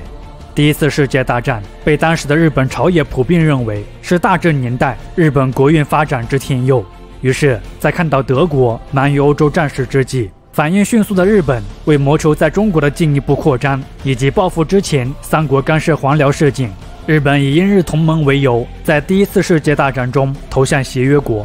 1914年8月15日，日本向德国提交最后通牒，要求后者将胶州湾港内舰队解除武装，并无条件将胶州湾移交于日本。而在被德国拒绝以后，8月23日，日本正式向德国宣战，青岛战役由此爆发。日本也因此成为了欧洲以外首个参与第一次世界大战的国家。经过2个半月的围攻，日本于11月10日武力侵占胶州湾全境。而检视继承德国在山东的权益，还远远填满不了日本的负荷。1915年1月，日本第17任首相，也是日本早稻田大学的创立者大隈重信，向袁世凯政府提出了所谓的根本解决中国问题的方案，实则是灭亡中国的21条。其内容包含了日本处在山东、满洲等地区的特权以外，在第5号的7个条款中，日本更是试图完全控制中国的经济和军政大权。尽管袁世凯在面对日本的霸凌之下，并没有答应21条的全部要求，但其内容依旧引起了全中国人民的不满，大规模的反袁抗日运动由此爆发。与此同时，日本在华权益的急剧扩大，也加深了日本和列强之间，尤其是和美国之间的矛盾。但由于在一战中，德国为击溃英国实行的无限制潜艇战损害了美国的利益，所以美国在1914年4月对德国宣战以后，也开始无暇顾及在中国与日本的竞争。1917年11月，美日达成南仙石井协定，承认日本由于地理上的接近，在中国享有特殊利益。这一举动显然与其提倡的门户开放政策自相矛盾。那么就在南仙石井协定达成的同时，一战的局势也发生了相当大的变化。由于持续的战事加上内部矛盾的加剧，俄国爆发了10月革命，新成立的苏俄与德国单独媾和。而到了一战即将结束之际，协约国因不满苏俄单方面退出对德战争以及沙皇俄国债务等问题，对俄国革命进行了武装干涉，其中对俄国远东地区极具野心的日本更是响应积极。1918年起，日本逐年出兵西伯利亚，最高时兵力更是高达7万人之多。不过，直到1922年撤军，日本出兵西伯利亚不但没有获得任何权益，反而为此花费了10亿多日元，还受到了国内外的强烈批评。但即便如此，受一战影响，大正时代的日本确实获得了一次国家发展的天赐良机。由于一战欧洲各国被卷入战争，其商品纷纷退出亚洲市场，而作为当时亚洲唯一的工业强国，日本可以说是大发战争财。除了抢占亚洲商品市场以外，包括欧洲在内的大批军需品等订单大批量流向日本，造就了日本在一战期间极其繁荣的经济景象。1914年到1919年间，日本进出口贸易总额从不足12亿日元上升到了43亿日元，黄金储备从1912年3.5亿日元上升到了1919年的超20亿日元。外债方面，日本更是从战前负债12亿日元，成为了战后拥有28亿日元的债权国。经济的快速发展，同时还带来了资产阶级队伍的不断壮大。这些变化也为日本社会结构的变化，以及大正时期民主运动的展开和政党政治的出现提供了条件。1918年，日本出现了历史上第一位从众议院议员身份出任的首相源敬。源敬记者出身，被誉为平民宰相，也被视为日本政党内阁的树立者。他是日本第一个正式的政党立宪政友会的创会成员之一。他的出现打破了内阁制实施以来的藩阀政治。日本的民主政治可以说是上升到了一个新的台阶。同时，资本经济的快速发展导致城市人口和工人的规模快速增长，他们也因受到自由民主思想的熏陶，促成了当时日本各种社会运动的出现，诸如代表女性争取解放的女性运动、品种雷鸟等组成的新妇女协会，代表工农阶层利益的五一示威游行，代表部落民工人抗议资本家剥削的部落民运动等等。这些社会运动虽然表现形式不同，但各个阶层都有着一个同样的诉求，那就是争取到没有财产资格限制的选举权及普选运动。与此同时，日益壮大的资产阶级凭借其在经济领域的主宰地位，也开始提出政治改革，诸多政治思想开始在日本出现。1921年，任东洋经济新报社董事石桥丈山发布《大日本主义的幻想》一文，他以大量的统计资料来证明和驳斥日本军国主义者的侵略扩张理论。他指出，以侵略扩张为内容的大日本主义没有价值，也行不通。他认为时代已经不同，被侵略的中国和朝鲜人民已经发起了民族解放运动，这些不是靠武力压迫可以解决的，所以大日本主义只能是个幻想。而石桥丈山这种小日本主义在当时并没有被日本主流社会所接受，当时被多数知识分子和国民所认可的是对外侵略扩张的法西斯主义，而日本法西斯主义的代表人物叫做北一辉，东京大学法学部政治思想讲座教授，也是日本二战后最具影响力的政治学者丸山真男称北一辉为日本法西斯主义的教主。北一辉早年曾投身中国革命运动，他还是同盟会的正式成员。而当他在面对中国五四运动爆发后中国新革命形势，以及巴黎和会以后重塑的国际新秩序，他深感大日本帝国面临着内忧外患，且看到在五四运动中参与者焚烧日本天皇像，尊王思想极其浓厚的他更认为这是奇耻大辱。他认为必须对日本进行国家改造，才能确保日本在世界的领先地位。他编写了关于改造日本社会结构的《日本改造法案大纲》，其主要内容包含3步。第一步，以天皇的名义发动政变，抛弃宪法，解散议会，全国戒严，确保国家改造的顺利进行。第二步，依靠军人建立以天皇为首的军事独裁政权，根除阶级斗争，禁止罢工，标榜限制私有财产，将国家打造成冷血高效的大机器。第三步，向海外扩张，建立遍及亚洲太平洋的大日本皇人罗马帝国，其领土甚至包含了远至西伯利亚到澳大利亚的广大地区。而除了北议会以外，鼓吹对外殖民扩张理论的还有大川周明和近卫文弥等人，其中大川周明和近卫文弥都是大东亚共荣圈的积极鼓吹者。所谓的大东亚共荣圈是行解放亚洲、东亚共荣之名，实则是日本实行种族主义、对外发动侵略战争的无耻借口。同时，随着一战结束以后，日本因战争带来的红利逐渐退去，以出口为动力的经济出现危机。1923年，关东大地震，超10万人因此丧生，200万人无家可归，财产损失更是高达65亿日元。这场天灾使当时的日本经济雪上加霜。1929年3月，银行倒闭的传闻在社会上流行，引发客户挤兑风潮。之后仅在1个月内，日本37家银行处于停业或倒闭状态。10月24日，以美股的突然崩盘为最初现象，20世纪持续时间最长、影响最广、强度最大的经济衰退席卷全球。而作为出口大国的日本更是受其影响严重。在1929年到1931年间，日本经济衰退了 8%， 经济危机下，大量工厂纷纷倒闭，失业人口快速增加，很多人因此挣扎在饥饿的边缘，广大农民更是迫于生计，开始逃荒，甚至买卖儿女。而日本国内经济状况的不断恶化，又促使了反对资本、改造革命的口号变得吸引人。于是，在进入20世纪30年代以后，日本法西斯主义空前高涨。为了摆脱当下的困境，为实现本国国民的解放，1931年9月18日，日本关东军未经内阁同意，擅自发动了蓄谋已久的对华侵略战争。关东军炸毁沈阳柳条湖的一段铁路，并诬陷是中国军队所为，以此为借口，关东军随即展开了大规模的军事行动。截至1932年2月，整个中国东北地区都被日本关东军所占领。但由于受到国际舆论普遍谴责，所以关东军不敢悍然吞并满洲全境，因此考虑建立傀儡政权。之后，时任日本特务机关负责人土肥原贤二说服已经退位的清朝末代皇帝溥仪，以复兴满清为条件，说服溥仪回到东北。同年3月1日，日本在东三省建立傀儡政权伪满洲国。在伪满洲国，宣称东亚共荣的日本，在社会方方面面均实行日本人优先、歧视和奴役中国人的种族主义政策，进行虚伪和无耻嘴脸。而当时任国民政府军事委员会委员长的蒋介石，以攘外必先安内的方针，暂时容忍了日本的入侵行为，继续剿共战争，以便稳定局势。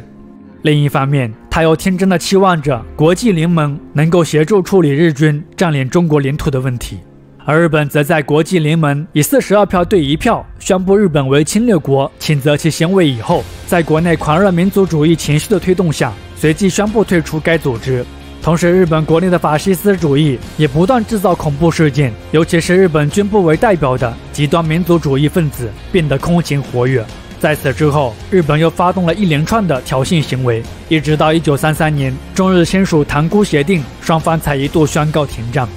同时，也是在这一年，德国纳粹党领袖希特勒成为德国总理。他利用德国社会在一战后对于领土收复的期望和民众的复仇情绪，提出了重新修正世界秩序，并开始大规模的重整军备。当人们还未完全从经济大萧条的疼痛之中缓解过来之时，一场人类命运新的浩劫却又已经紧随而至。贪婪、复仇，当撒旦的诸多特质植入人类的内心之中，人类和魔鬼的区别又在哪里呢？我是侃侃，下一期让我们再次回顾那段血淋淋的历史，让我们再次明白和平是有多么的来之不易。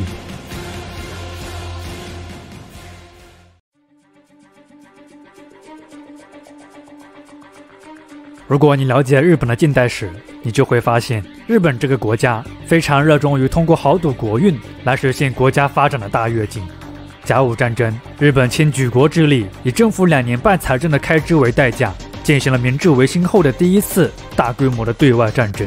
那一次，面对腐败无能的清政府，他赌赢了。马关条约让日本第一次尝到了豪赌带来的快感。以此为开端，之后的日本在日俄战争、第一次世界大战等一系列对外侵略战争中不断叠高筹码，只为获取到更高的战争收益。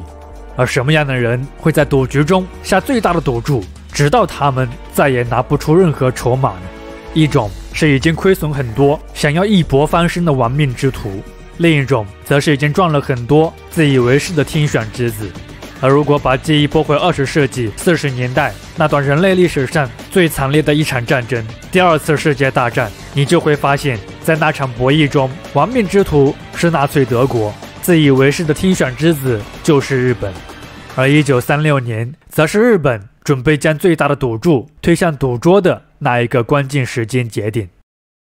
由于受北一辉法西斯主义的影响，主张以天皇为中心建立军事独裁政权的黄道派与主张在军部的统治下建立高度国防国家的统治派，双方之间的对立愈发严重，加上当时内阁对黄道派的打压，黄道派被彻底激怒。于是在1936年的2月26日，黄道派发动军事政变。之后，多名统治派和内阁成员遭遇刺杀，一时间日本政局人心惶惶。虽然226事件最后成功被军部镇压，但是以这起事件为导火索，加之因刺杀引起的寒蝉效应，统治派以防止黄道派卷土重来为借口，强迫内阁恢复军部大臣现役武官制。这个制度的恢复也让军部实现了对内阁的控制，同时以建设高度国防国家为借口，巨额军费预算被内阁通过，海陆军开始了庞大的扩军计划。同年8月，日本确定了确保在东亚大陆地位以及向南方海洋发展的基本国策，实施北进南守，意图发动世界大战。至此，日本已经决意将所有的筹码押上，豪赌东南亚霸权之位。而其狂妄的野心正好与当时力图颠覆一战后格局、报复世界的纳粹德国不谋而合。同年8月，日本与德国签订日德防共协定，为扩大双方的对外侵略行为给予互相帮助。12月，又与意大利签订日意协定，由此法西斯主义集团初步形成。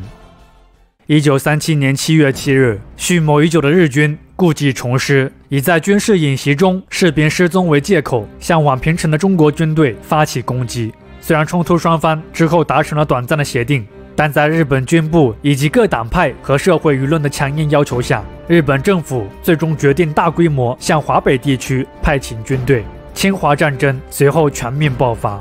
尽管受中国军队的顽强抵抗，日军还是在7月底占领了华北地区，诸如北平、天津等多座城市。而在华东地区，8月13日，日军集结近20多万的兵力进攻上海。中日双方在抗日战争中第一场大型会战淞沪会战由此爆发。战前狂妄的日军更是扬言要在3个月内灭亡中国。之后，在中国军队的英勇作战之下，装备优势远超中国军队的日军，花费了3个多月的时间，付出了5万多人伤亡的代价之后，才占领了上海。淞沪会战的意义巨大，上海虽然沦陷了，但它挫败了日本速战速决的野心，也极大的提高了中国国民抗战的斗志与士气。而在11月12日占领上海以后，日军兵分3路进攻南京。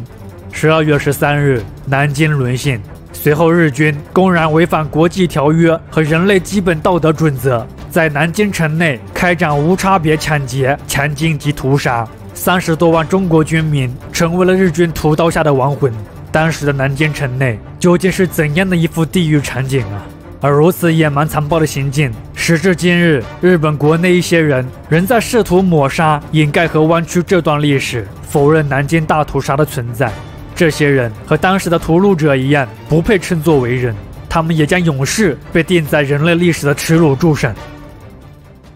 那么在南京沦陷以后，往后的1年半时间里，日军相继占领了中国华北、华东、华南等地区，但由于受到中国军民的顽强抵抗，其迅速占领中国的企图始终未能得逞。同时，受中国战场的牵制，也进一步阻碍了日本向东南亚其他地区的侵略扩张。直至1941年太平洋战争的爆发，当时日本陆军34个师团有27个团深陷中国战场，而为了应对中国军民的抵抗，日本又不得不为此持续投入大量兵力和物资。且为了更加高效地维持战时国家的运转，当时日本的近卫内阁在经济、思想、政治等各个领域加强控制，建立了战时法西斯体制。经济领域，日本政府制定了进出口商品等临时措施法，停止进口无关紧要的商品，重点保障军需产业所需的资源。颁布的临时资金筹措法将日本国内的资金优先投入到军需产业。政府还通过了国家总动员法，规定政府可以不经批准对国内的物资、劳动力、企业等诸多方面进行分配和控制。此外，日本政府还颁布了工资统筹令、国民征用令等一系列法令。而到了1940年，政府实行的大米认购制，则标志着日本战时统治经济体制已经基本形成。在思想上，近卫内阁通过国民精神总动员计划实施纲要，对国民灌输军国主义及法西斯主义思想。政府鼓励勤俭节约，诸多娱乐场所被关闭。同时，在城镇设立体内会、领主组织，实行上意下达和底层的互相监视。对外关系方面，在看到德国军队横扫西欧、占领法国以后，以日本陆军为中心的军部强烈希望与德国结盟，继而顺势占领欧洲国家在东南亚地区的殖民地。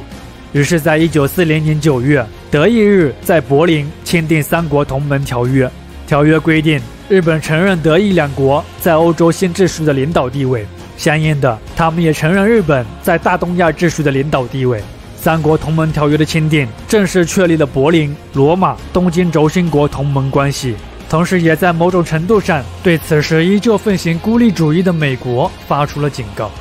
之后，日本为了获得在东南亚地区的石油、橡胶等战略资源，以及截断国际社会对中国的援助通道，日本也于同年进入越南北部，正式开始南进策略。同时，为了消除在北方的威胁，1941年4月，日本不顾纳粹德国的反对，单独与苏联媾和，与其签订了日苏中立条约。与此同时，鉴于日本在中国及东南亚的疯狂侵略扩张行为，美国在加强支持中国的同时，也开始对日本实施制裁。1941年8月，在日本开始入侵越南南部以后，美国宣布对日本实施石油禁运。而因战事不断扩大，对石油资源有着迫切需求的日本，在同年9月就石油禁运限制与英美开始交涉，但由于双方提出的条件差距悬殊，谈判也算是可预见的破裂了。而日本国内就围绕是否与美继续谈判的问题，时任日本首相近卫文弥与时任陆军大臣的东条英机产生了严重对立。之后，主张与美作战的东条英机受到支持，并组成新内阁，取代了与美主和的近卫文弥。1941年12月7日，日本不宣而战，突袭美国珍珠港海军基地，同时对英属马来西亚、英属印尼等东南亚大片地区发起攻击。那么，在珍珠港事件中，由于当时正值休息日，且美国方面完全没有做好预先的防范工作，这次的突袭行动，除了未来海战的真正主力3艘不在港内的航空母舰幸免以外，美国海军太平洋舰队几乎全军覆没，损失惨重。在偷袭进行了1个小时以后，无耻的日本才向美国提交了最后通牒书。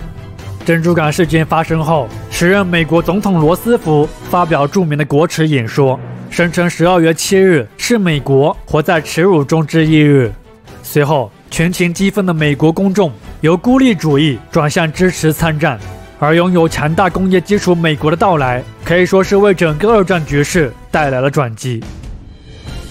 1942年1月1日，中国、苏联、美国、英国等26国在华盛顿发表联合国家宣言，其主要内容是集中各国全部的经济与军事力量，同时对德意日轴心国作战，直至最后胜利，绝不和敌国单独媾和。联合国家宣言的发布，让在二战中孤立的各国正式走向联合，标志着反法西斯同盟的最终形成，大大增强了反法西斯国家的力量，也加速了第2次世界大战胜利的进程。同时，它也是未来联合国形成的基础。而与此同时，作为轴心国的日本，还沉浸在偷袭珍珠港以后半年不到的时间里，以很小的代价就占领了东南亚及太平洋广大区域的喜悦之中。1942年11月，日本政府设置了大东亚省，负责处理日本占领地区的事务。1943年11月，日本在东京召集包括伪满洲国、汪精卫南京伪国民政府、自由印度临时政府等傀儡政权代表参加大东亚会议，并鼓吹摆脱欧美殖民统治，呼吁战争合作的大东亚共同宣言。不过，日本把自己的扩张侵略行为冠以排除美英之暴政也好，实行大东亚之共荣也罢，恶魔的真面目不在于他说了什么，而在于他做了什么。日本手上淋漓的鲜血，脚下堆积成山的尸骨，是他罄竹难书诸多罪状的最好铁证。他骗不了任何人，特别是在中国占领区，日本实行的烧官、抢官、杀官的3官政策，用活人进行细菌试验的731部队，迫使占领地区为日本士兵提供性服务的慰安妇，以及大量的残忍屠杀行为，这等等一系列害人行径，都注定了他的野蛮占领和残暴统治永远无法得到人心。日本的未来一定会失败，他早晚也必须为此付出代价。我是侃侃，下一期让我们见证二战的伟大胜利，见证审判日的到来。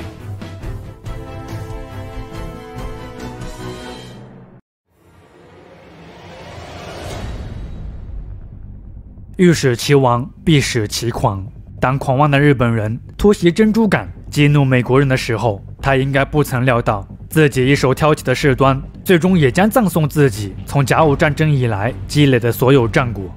拥有强大工业基础美国的到来，犹如为二战中疲惫不堪的同盟国注入了一剂强心剂。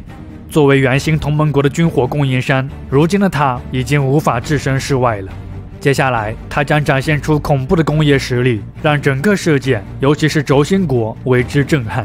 20世纪40年代，作为当时的世界经济强国，美国占有着当时世界工业总产值的30%以上。而当美国进入战争状态以后，1100万的男性开始投入战场，600万的女性取而代之进入工厂。在这些看似柔弱女性的帮助下，倚仗强大的工业基础，美国在珍珠港事件后的2年内，其航空母舰数量从3艘飙升至50艘。海军飞机从1941年的3638架上升至1944年的30070架，潜艇从1941年的11艘上升至1944年的77艘，登陆船从1941年的123艘飙升至1944年的54206艘。除此之外，大批量的军需品也被美国源源不断地送往前线。日本终究还是低估了美国的工业洪流。在珍珠港事件发生以前，时任日本联合海军舰队司令山本五十六曾悲观地认为，若珍珠港偷袭成功，也只能为日本带来1年左右的战略优越性。虽然之后日军的一系列作战极为成功，但事后证明山本五十六的推测还是太过乐观了。拥有绝对物资优势的美国已经发出了反法西斯联盟反攻的最强音。1942年6月，美日双方在太平洋的中途岛爆发大规模海战。由于美军事先破译了日本海军密码，此役日军损失惨重。之后，美国恢复了在西太平洋区域的海权，而日本方面则失去了开战以来的战略主导权，开始进入被动防御态势。2个月后，为获取南太平洋的海权，保护美国、澳大利亚和新西兰之间的运输航线，美军与日军在瓜岛展开了长达近6个月的苦战。其结果是，美军在付出了沉重的代价以后，获得了自中途岛海战以来在太平洋战场的又一次战略性胜利。同时，日军人员及装备的严重损失，日本自此彻底丧失了在太平洋岛屿继续扩张的军事实力。此后，美军凭借跳岛战术，绕过战略价值较低或日军防守较为坚固的岛屿，对日本本土实现了快速逼近。到了1944年，美军已经来到了距离日本本土仅有2500公里不到的关岛，而这个距离足以让美国当时最新研制的战略轰炸机 B-29超级堡垒覆盖日本大部分领土。那么就在太平洋战场屡传捷报之际，陆地战场上的局势也早已发生了逆转。在盟军强势的反攻下，意大利最先支撑不住，于1943年9月向盟军投降。意大利的法西斯领袖墨索里尼也在盟军登陆意大利之前，在逃亡路上被意大利共产党抓获，并遭到处决，结束了自己罪恶的一生。1943年11月，美国总统罗斯福、英国首相丘吉尔、中国民国政府主席蒋介石在埃及开罗会晤，发表了著名的开罗宣言。其内容主要包括要求同盟国对日本的战争持续到其无条件投降为止，要求日本自一战以来在中国所获得的所有领土都必须归还中国，保证朝鲜独立与自由。而日本方面在面对大势已去的事实，其仍存侥幸，意图绝地反击。另外，由于在太平洋战争中的不断失利，东条英机被迫下台。之后，陆军大将小矶国昭升任首相，并组成新内阁。小矶国昭内阁曾一度主张与重庆国民政府谈和，但在遭到国内各党派和天皇的拒绝以后，日本最高战争指导会议决定集结日本现有所有战力，同美国在菲律宾展开决战，准备殊死一搏。1944年10月，双方重兵集结于菲律宾中部的莱特岛，人类史上规模最大的一场海战就此爆发。这场战争，日本军部利用武士道精神，按照一人一击一弹换一箭的要求，开展了自杀式的神风特攻战术。在这种残酷的战术下，日军虽取得了一些成效，但这也让日本海军几乎伤亡殆尽，同时整体战争落败的局势也没有得到改变。1945年2月，美军攻占硫磺岛，全境岛上日军。3月，美军向冲绳岛发动攻击，在经历了3个月的争夺，付出了大量人员伤亡的代价以后，美军于6月25日占领冲绳全岛。与此同时，美军也展开了对日本本土的大规模空袭行动。据统计，仅在1945年3月份的空袭行动中，日本全国119座城市被毁，30多万居民被炸死，而这仅仅是日本至暗时刻的开始。美军之所以能在太平洋战场能有如此高效的进攻节奏，这里是美国工业实力的体现，但更重要的是中国战场千千万万的中国军民用自己的心血粉碎和牵制了日军的有生力量。而从1944年起，日本后方实力的不断削弱，中国战场也拉开了反攻的序幕。这一年，中国军队在闽北滇西反攻作战中取得胜利，日军从此被迫开始收缩战线。1945年1月，中闽国师会师南坎，中美联合修建的中印公路也在这一年首次通车。这条公路当时被蒋介石命名为史迪威公路。之后，西方盟军的作战物资直通昆明，大大加强了中国战场的抗日实力。史迪威公路也成为了继空运的驼峰航线之后，抗日战争中中国战场最重要的生命线之一。与此同时，欧洲战场方面，苏联红军占领柏林，希特勒自杀身亡，德国也向同盟国低下了头颅，日本也由此开始陷入彻底的孤立无援。1945年7月，中国、美国、英国在波茨坦发表声明，对日本发出了最后通牒，要求日本宣布无条件投降，否则将使用三国全部力量，直至日本本土完全毁灭。而日本方面认为，如果无条件投降等同毁灭日本。波茨坦公告中虽有将来可依日本人民意志成立一个倾向于和平及负责之政府的语句，但并未提及日本人最关心的是否保存天皇的问题。那么由于没有得到日本政府的明确答复，1945年的8月6日和8月9日，美军在日本广岛和长崎分别投下了1枚原子弹，这也是人类历史上首次对人类使用核武器。2次爆炸造成了当时日本近10万人直接死亡，30万人受核辐射的影响生不如死。1945年8月10日，尽管当时的日本内阁仍旧在继续作战和投降的问题上争论不休，但最终昭和天皇还是做出了胜断，表明愿意在不变更天皇统治大权的前提下接受波茨坦公告。那么考虑到同盟国内部日益燃起的新矛盾，盟军最高司令官总司令部最终同意日本保留天皇制。8月15日，昭和天皇亲自宣读的录音终战诏书由日本放送协会对外广播，这是日本天皇声音首次向公众播出，故此也称语音放送。8月26日，盟军陆续进驻日本。9月2日，日本代表和盟军代表在美军舰密苏里号签署日本投降书。自此，耗时6年1天，总死亡人数达7000万人，人类史上规模最大的一次战争就此宣告结束，反法西斯同盟迎来了最终的胜利。之后以美国为主导，体现美国政府意志，对日本进行了战后经济、军事、政治方面的改革。这个时期也被称为同盟国军事占领日本时期，简称盟总时期。围绕建立不再对世界和平和安全构成威胁的日本，军事方面，从1945年起，盟军完全解除了日本的武装，诸多如黑龙会、大正义赞会等日本军国主义团体被取缔。日本此后也被禁止研究和生产与军事相关的物资，国内一些用于战争的工业设备被拆除，用作对盟军的补偿。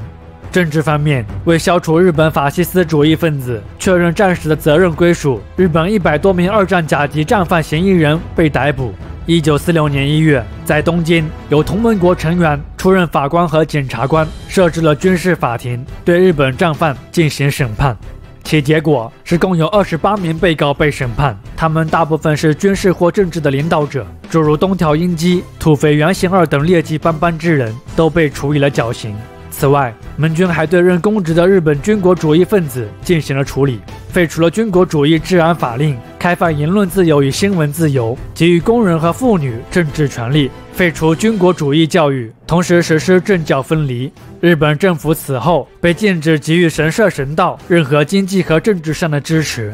在经济方面，盟军则对日本进行了土地改革和解散财阀的2项措施，前者促使了大量土地得以从地主手中解放出来，自耕农的比例也从改革前30%上升到了70%。而后者，盟军虽令日本政府成立了控股公司清理委员会，进行了解散和打压垄断资本的操作，但由于远东局势的变化，美国出于对财阀的需要，改革在之后半途而废，所以至今的日本财阀依旧生龙活虎。而除了上述的改革以外，盟总时期最值得一提的是驻日盟军总司令麦克阿瑟对日本提出的改信3原则，即象征听皇制、放弃战争、废除以华族为中心的分境等级制度。之后，在盟军的压力下，日本政府被迫同意修改宪法。1946年11月，在经过部分修改但仍保留盟军主要精神的日本国宪法正式颁布。此后，一系列代表新宪法精神的法案被通过，这也是日本战后政治制度的由来。而就在盟军对日本进行改造之际，针对欧洲战后势力划分等问题，以英美为代表的西方盟国与苏联之间的矛盾和猜忌开始激化。1946年3月，英国前首相丘吉尔在美国发表铁幕演说之后，以美国为首的西方资本主义阵营及同盟国与苏联为首的社会主义阵营及其卫星国之间形成政治对抗，冷战由此拉开序幕。冷战之下，新的利益冲突、意识形态的斗争，美国开始对日本走向了媾和，对其政策也从非军事化调整为了经济复兴，以此来协助美国在远东地区对苏联的遏制。那么，受益于此情形之下，未来日本的命运又将发生怎样的变化呢？我是侃侃，下一期日本简史的最后一期，让我们回顾在新时代日本的复兴与国家精神面貌的演变之路。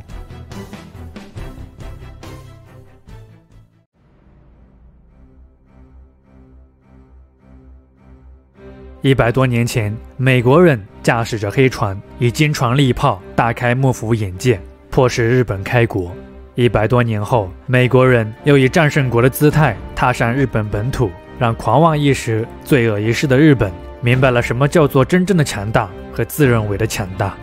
100多年的历史轮回，一切都变了，又好像什么都没变。那变化的是战火洗礼后全新的世界格局，而不变的是日本好像又回到了美国的支配之下。盟总时期，除了象征性的给日本留下了一个天皇，日本经济、军政等作为独立国家权力的象征，几乎完全被盟军所控制。可在1946年，欧洲一道铁幕的落下，它虽隔绝了2个对立的意识形态，但为日本在这条狭长的隔离带上带来了新的希望。1947年，美国总统杜鲁门为遏制苏联为首的共产主义，让日本在未来将有可能在远东地区发生的极权主义战争发挥作用。美国对日本开启了媾和之路。1948年，美国政府对日本提出稳定经济9原则。此后，美国诸多政商人士受美国政府派遣来到日本，为日本制定了一系列建立市场经济体制和复兴经济的策略。1949年，随着中华人民共和国的成立，苏联第一颗原子弹 RDS-1 的成功试爆，以及日本共产党势力的日益壮大，红色浪潮的不断翻涌，美国深感在远东地区的压力与日俱增，加之长期军事占领所带来的巨大资金消耗，恢复日本的自我防卫能力，加快对日的媾和节奏，以实现美国在远东地区的战略目的，成为了美国统治集团的共识。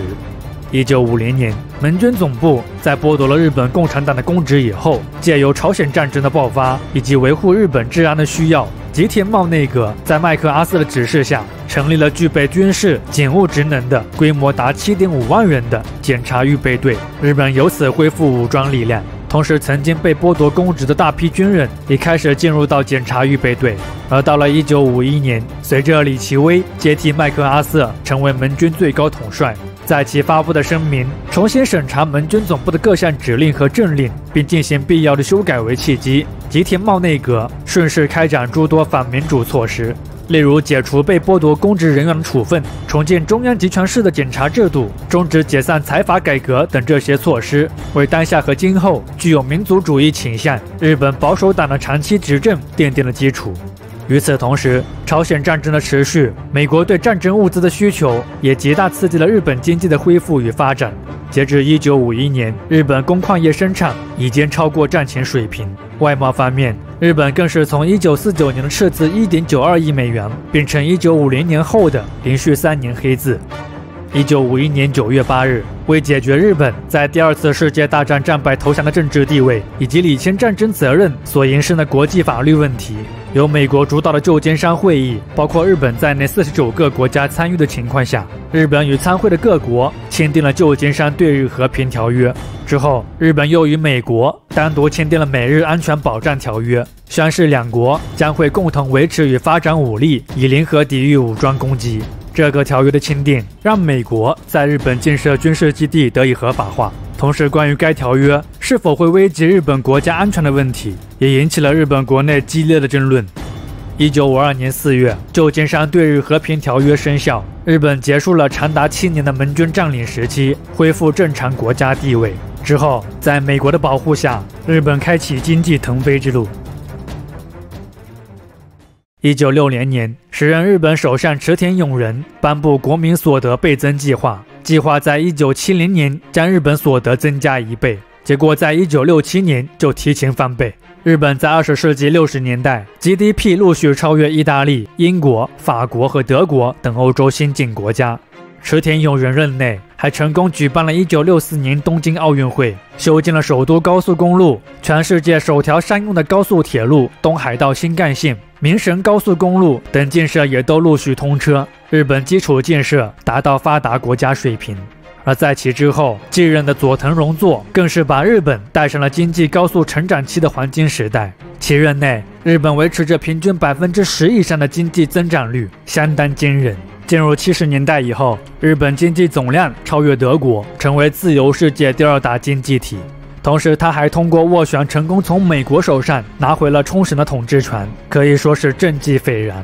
不过，池田勇人和佐藤荣作作为吉田茂的得意门生，其奉行的国防全部交给美国、经济至上主义的原则，虽推动了日本经济的快速发展，但对美国的一味追随，显然为日本之后的危机埋下了伏笔。由于日本经济实力的快速增强带来的巨额贸易顺差，引起了美国的不满。于是，在美国总统尼克松任职期间，在其智囊团的一系列操作之下，日元被迫升值，日本出口贸易受到巨大影响。经济高速发展中的日本第一次遭受到了美国的背刺，史称尼克松冲击。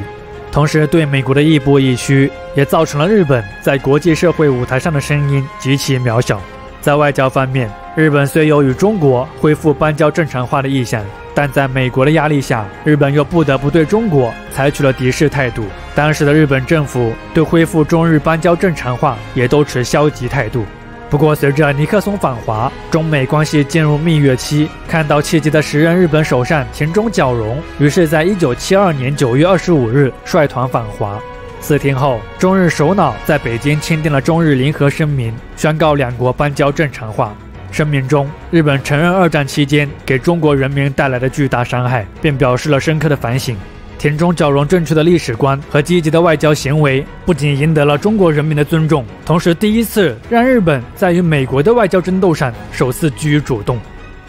此后的日本在经历了2次石油危机以后，经济虽受到严重的打击，但得益于其技术密集型的产业对高精端技术的不断投入，日本也很快就从危机中恢复了过来。1973年到1980年，日本经济年均增长率4%，表现远优于同期的美、英、法等国。而鉴于日本经济的成功之后，西方各国对日本进行了社会方方面面的深刻分析。美国著名日本问题专家沃格尔在1979年发布的《日本名列第一》一书中，通过第一手资料说明了日本在学习能力、政府领导力、企业管理以及文化教育等方面成功经营的同时，也列出了日本在压制个性、歧视少数派和失败者、鼓吹爱国主义等日本的固有问题，引起了世界很大的反响。这表明在某种程度上，日本在2战前的因素并没有得到彻底清除。日本的强大似乎总让人感到情绪不安。而就在日本经济进一步发展的时候，对美贸易顺差的进一步扩大，美国再次上演了对日本的背刺。1985年，美国联合英法等国在纽约广场饭店举行会议，会议达成了美元贬值、德国马克与日元升值的广场协议。而在协议签署1年内，日元对美元的汇率从240日元上升到了120日元。对于非常依赖对外出口的日本来说，这无疑是一个暴击。此后的日本虽通过实行扩张性财政政策，但面对国际上美元的抛售狂潮，这些努力终究是杯水车薪。尤其是为遏制日元不断升值的压力，日本政府不断降低银行利率的措施，不但没能刺激国内消费的回暖，反而促使了当时日本国内投机活动的盛行，尤其是投资房地产行为。所以一组诡异的景象就出现了：虚假的经济泡沫粉饰出了经济增长的假象。当日本的地产大亨扬言要买下美国，当日本的上班族挥舞着钞票争抢出租车，当日本的大妈横扫各大奢侈品店，一场寒冬已经悄然而至。进入20世纪90年代后，当房地产价格突然出现下跌，不良资产率急剧提升，日本的泡沫经济终于可预见的崩溃了。此后，日本的经济逐渐演变为了缓慢增长、停止增长，乃至出现衰退。而泡沫破碎的1991年到2001年的这段时期，也被认为是日本经济失去的10年。那么如果说70年代那会儿日本经济的腾飞，日本民族优越感使其形成了大国主义思潮，而当下这个经济低迷的社会景象，则让当初的大国主义激变为了对外仇视的民族主义。当时相当多的日本人甚至是政客认为经济的恶化完全是外来势力所致。在表现形式上，90年代的民族主义与70、80年代的大国主义，他们虽在心态上有所不同，但其共同点则是继续歪曲历史和美化过去的侵略战争。其中的代表人物当属具有浓厚日本民族主义倾向的中曾根康弘。1985年8月15日，中曾根康弘成为战后以首相身份前往靖国神社参拜第一人。尽管这种行为遭到了曾经饱受日本侵略之苦的东南亚社会舆论的强烈批评，但在中曾根康弘开了这个糟糕的头以后，每年的日本战败纪念日仍有相当数量的日本内阁成员和政客参拜靖国神社。在2001年当选日本首相的小泉纯一郎，更是迎合激进的民族主义情绪，以强硬政治家的姿态多次参拜靖国神社。而一项舆论调查表明，当时有70%的调查者赞同这种参拜行为，可见日本民族主义思潮之盛行。而这种扭曲的历史观、错误的荣辱观的出现，自然还要联系上日本文化教育的问题。以东京大学教育学部教授藤冈信胜为首的部分知识分子，更是大肆鼓吹为日本近代历史翻案的自由主义史观。所谓的自由主义史观，极力淡化日本在第2次世界大战中的暴行。除了否认南京大屠杀等日军残暴行径以外，自由主义史观主张放弃自虐史观，认为应当在国民中开展对本国历史自豪的积极史观。更讽刺的是，之后美化侵略战争、美化甲级战犯的一些书籍和影视作品，更是在日本毫无阻碍的上线，甚至还颇为畅销。日本人的无知和肆意妄为，真是令人感到悲哀。日本的社会问题也许比想象中的还要千疮百孔。小泉纯一郎之后，安倍晋三的3支箭虽令日本经济出现了些许好转，但一味追求出口竞争力，摆脱通货紧缩，又拉大了日本社会的贫富差距。同时，少子老龄化、陈旧的社会制度以及迷茫的新一代，让日本社会始终透露着缺乏活力和发展停滞的感觉。日本似乎又迎来了一个继明治维新和2战以后又一个历史性的变革时刻。不同于此前的制度性和技术性的变革，此时的日本面临的是文化性、国民性的变化。日本始终无法以正确姿态面对的历史问题，是日本能否与世界最终和解，怎么也绕不开的关键环节。这关乎国民情绪，更关乎世界人民的感情。且在泡沫经济以后，集团主义式的社会组织结构让日本又在全球化浪潮面前显得进退维谷。另外，日本对美依附性的外交，使其在完全自主性外交的道路上也还有一段很长的路要走，有太多需要面对和急需解决的问题了。这个国家未来的趋势到底会怎么样呢？我想没人可以说得准，这真的是令人好奇，也令人担忧啊。20期的日本简史总算是完结了。这个星球上的历史故事，我们又点亮了一个地方。相比之前的几个系列视频的完结，那种如释重负的感觉，这个系列的完结还真的是一点都轻松不起来呢。也许我太过悲观，有时候我会想，为什么人类在这个宇宙是如此孤独？是否空寂才是这个世界的常态，而如星火般闪耀的文明才是特异的存在？所谓的文明，也许就像是一把高悬的达摩克利斯之剑，它赐予我们想要的一切，让我们在竞争中或者说是斗争中不断成长和进步。但在此过程中，罪恶与仇恨也在我们心中不断滋生出来。当我们恐惧着天灾会是人类的末日之时，我们有没有曾想过，人祸也许才是我们难以逃脱的宿命？文明的终点早已标记在了文明最初的起点。不过我希望我的这个想法是杞人忧天吧。我当然还是更愿意相信人类是独特的，是伟大的，人类的未来一定会很光明，文明明亮的火焰，我们一定会永远的光亮下去。我是想和你们一起看世界的侃侃，我们下个文明系列再见。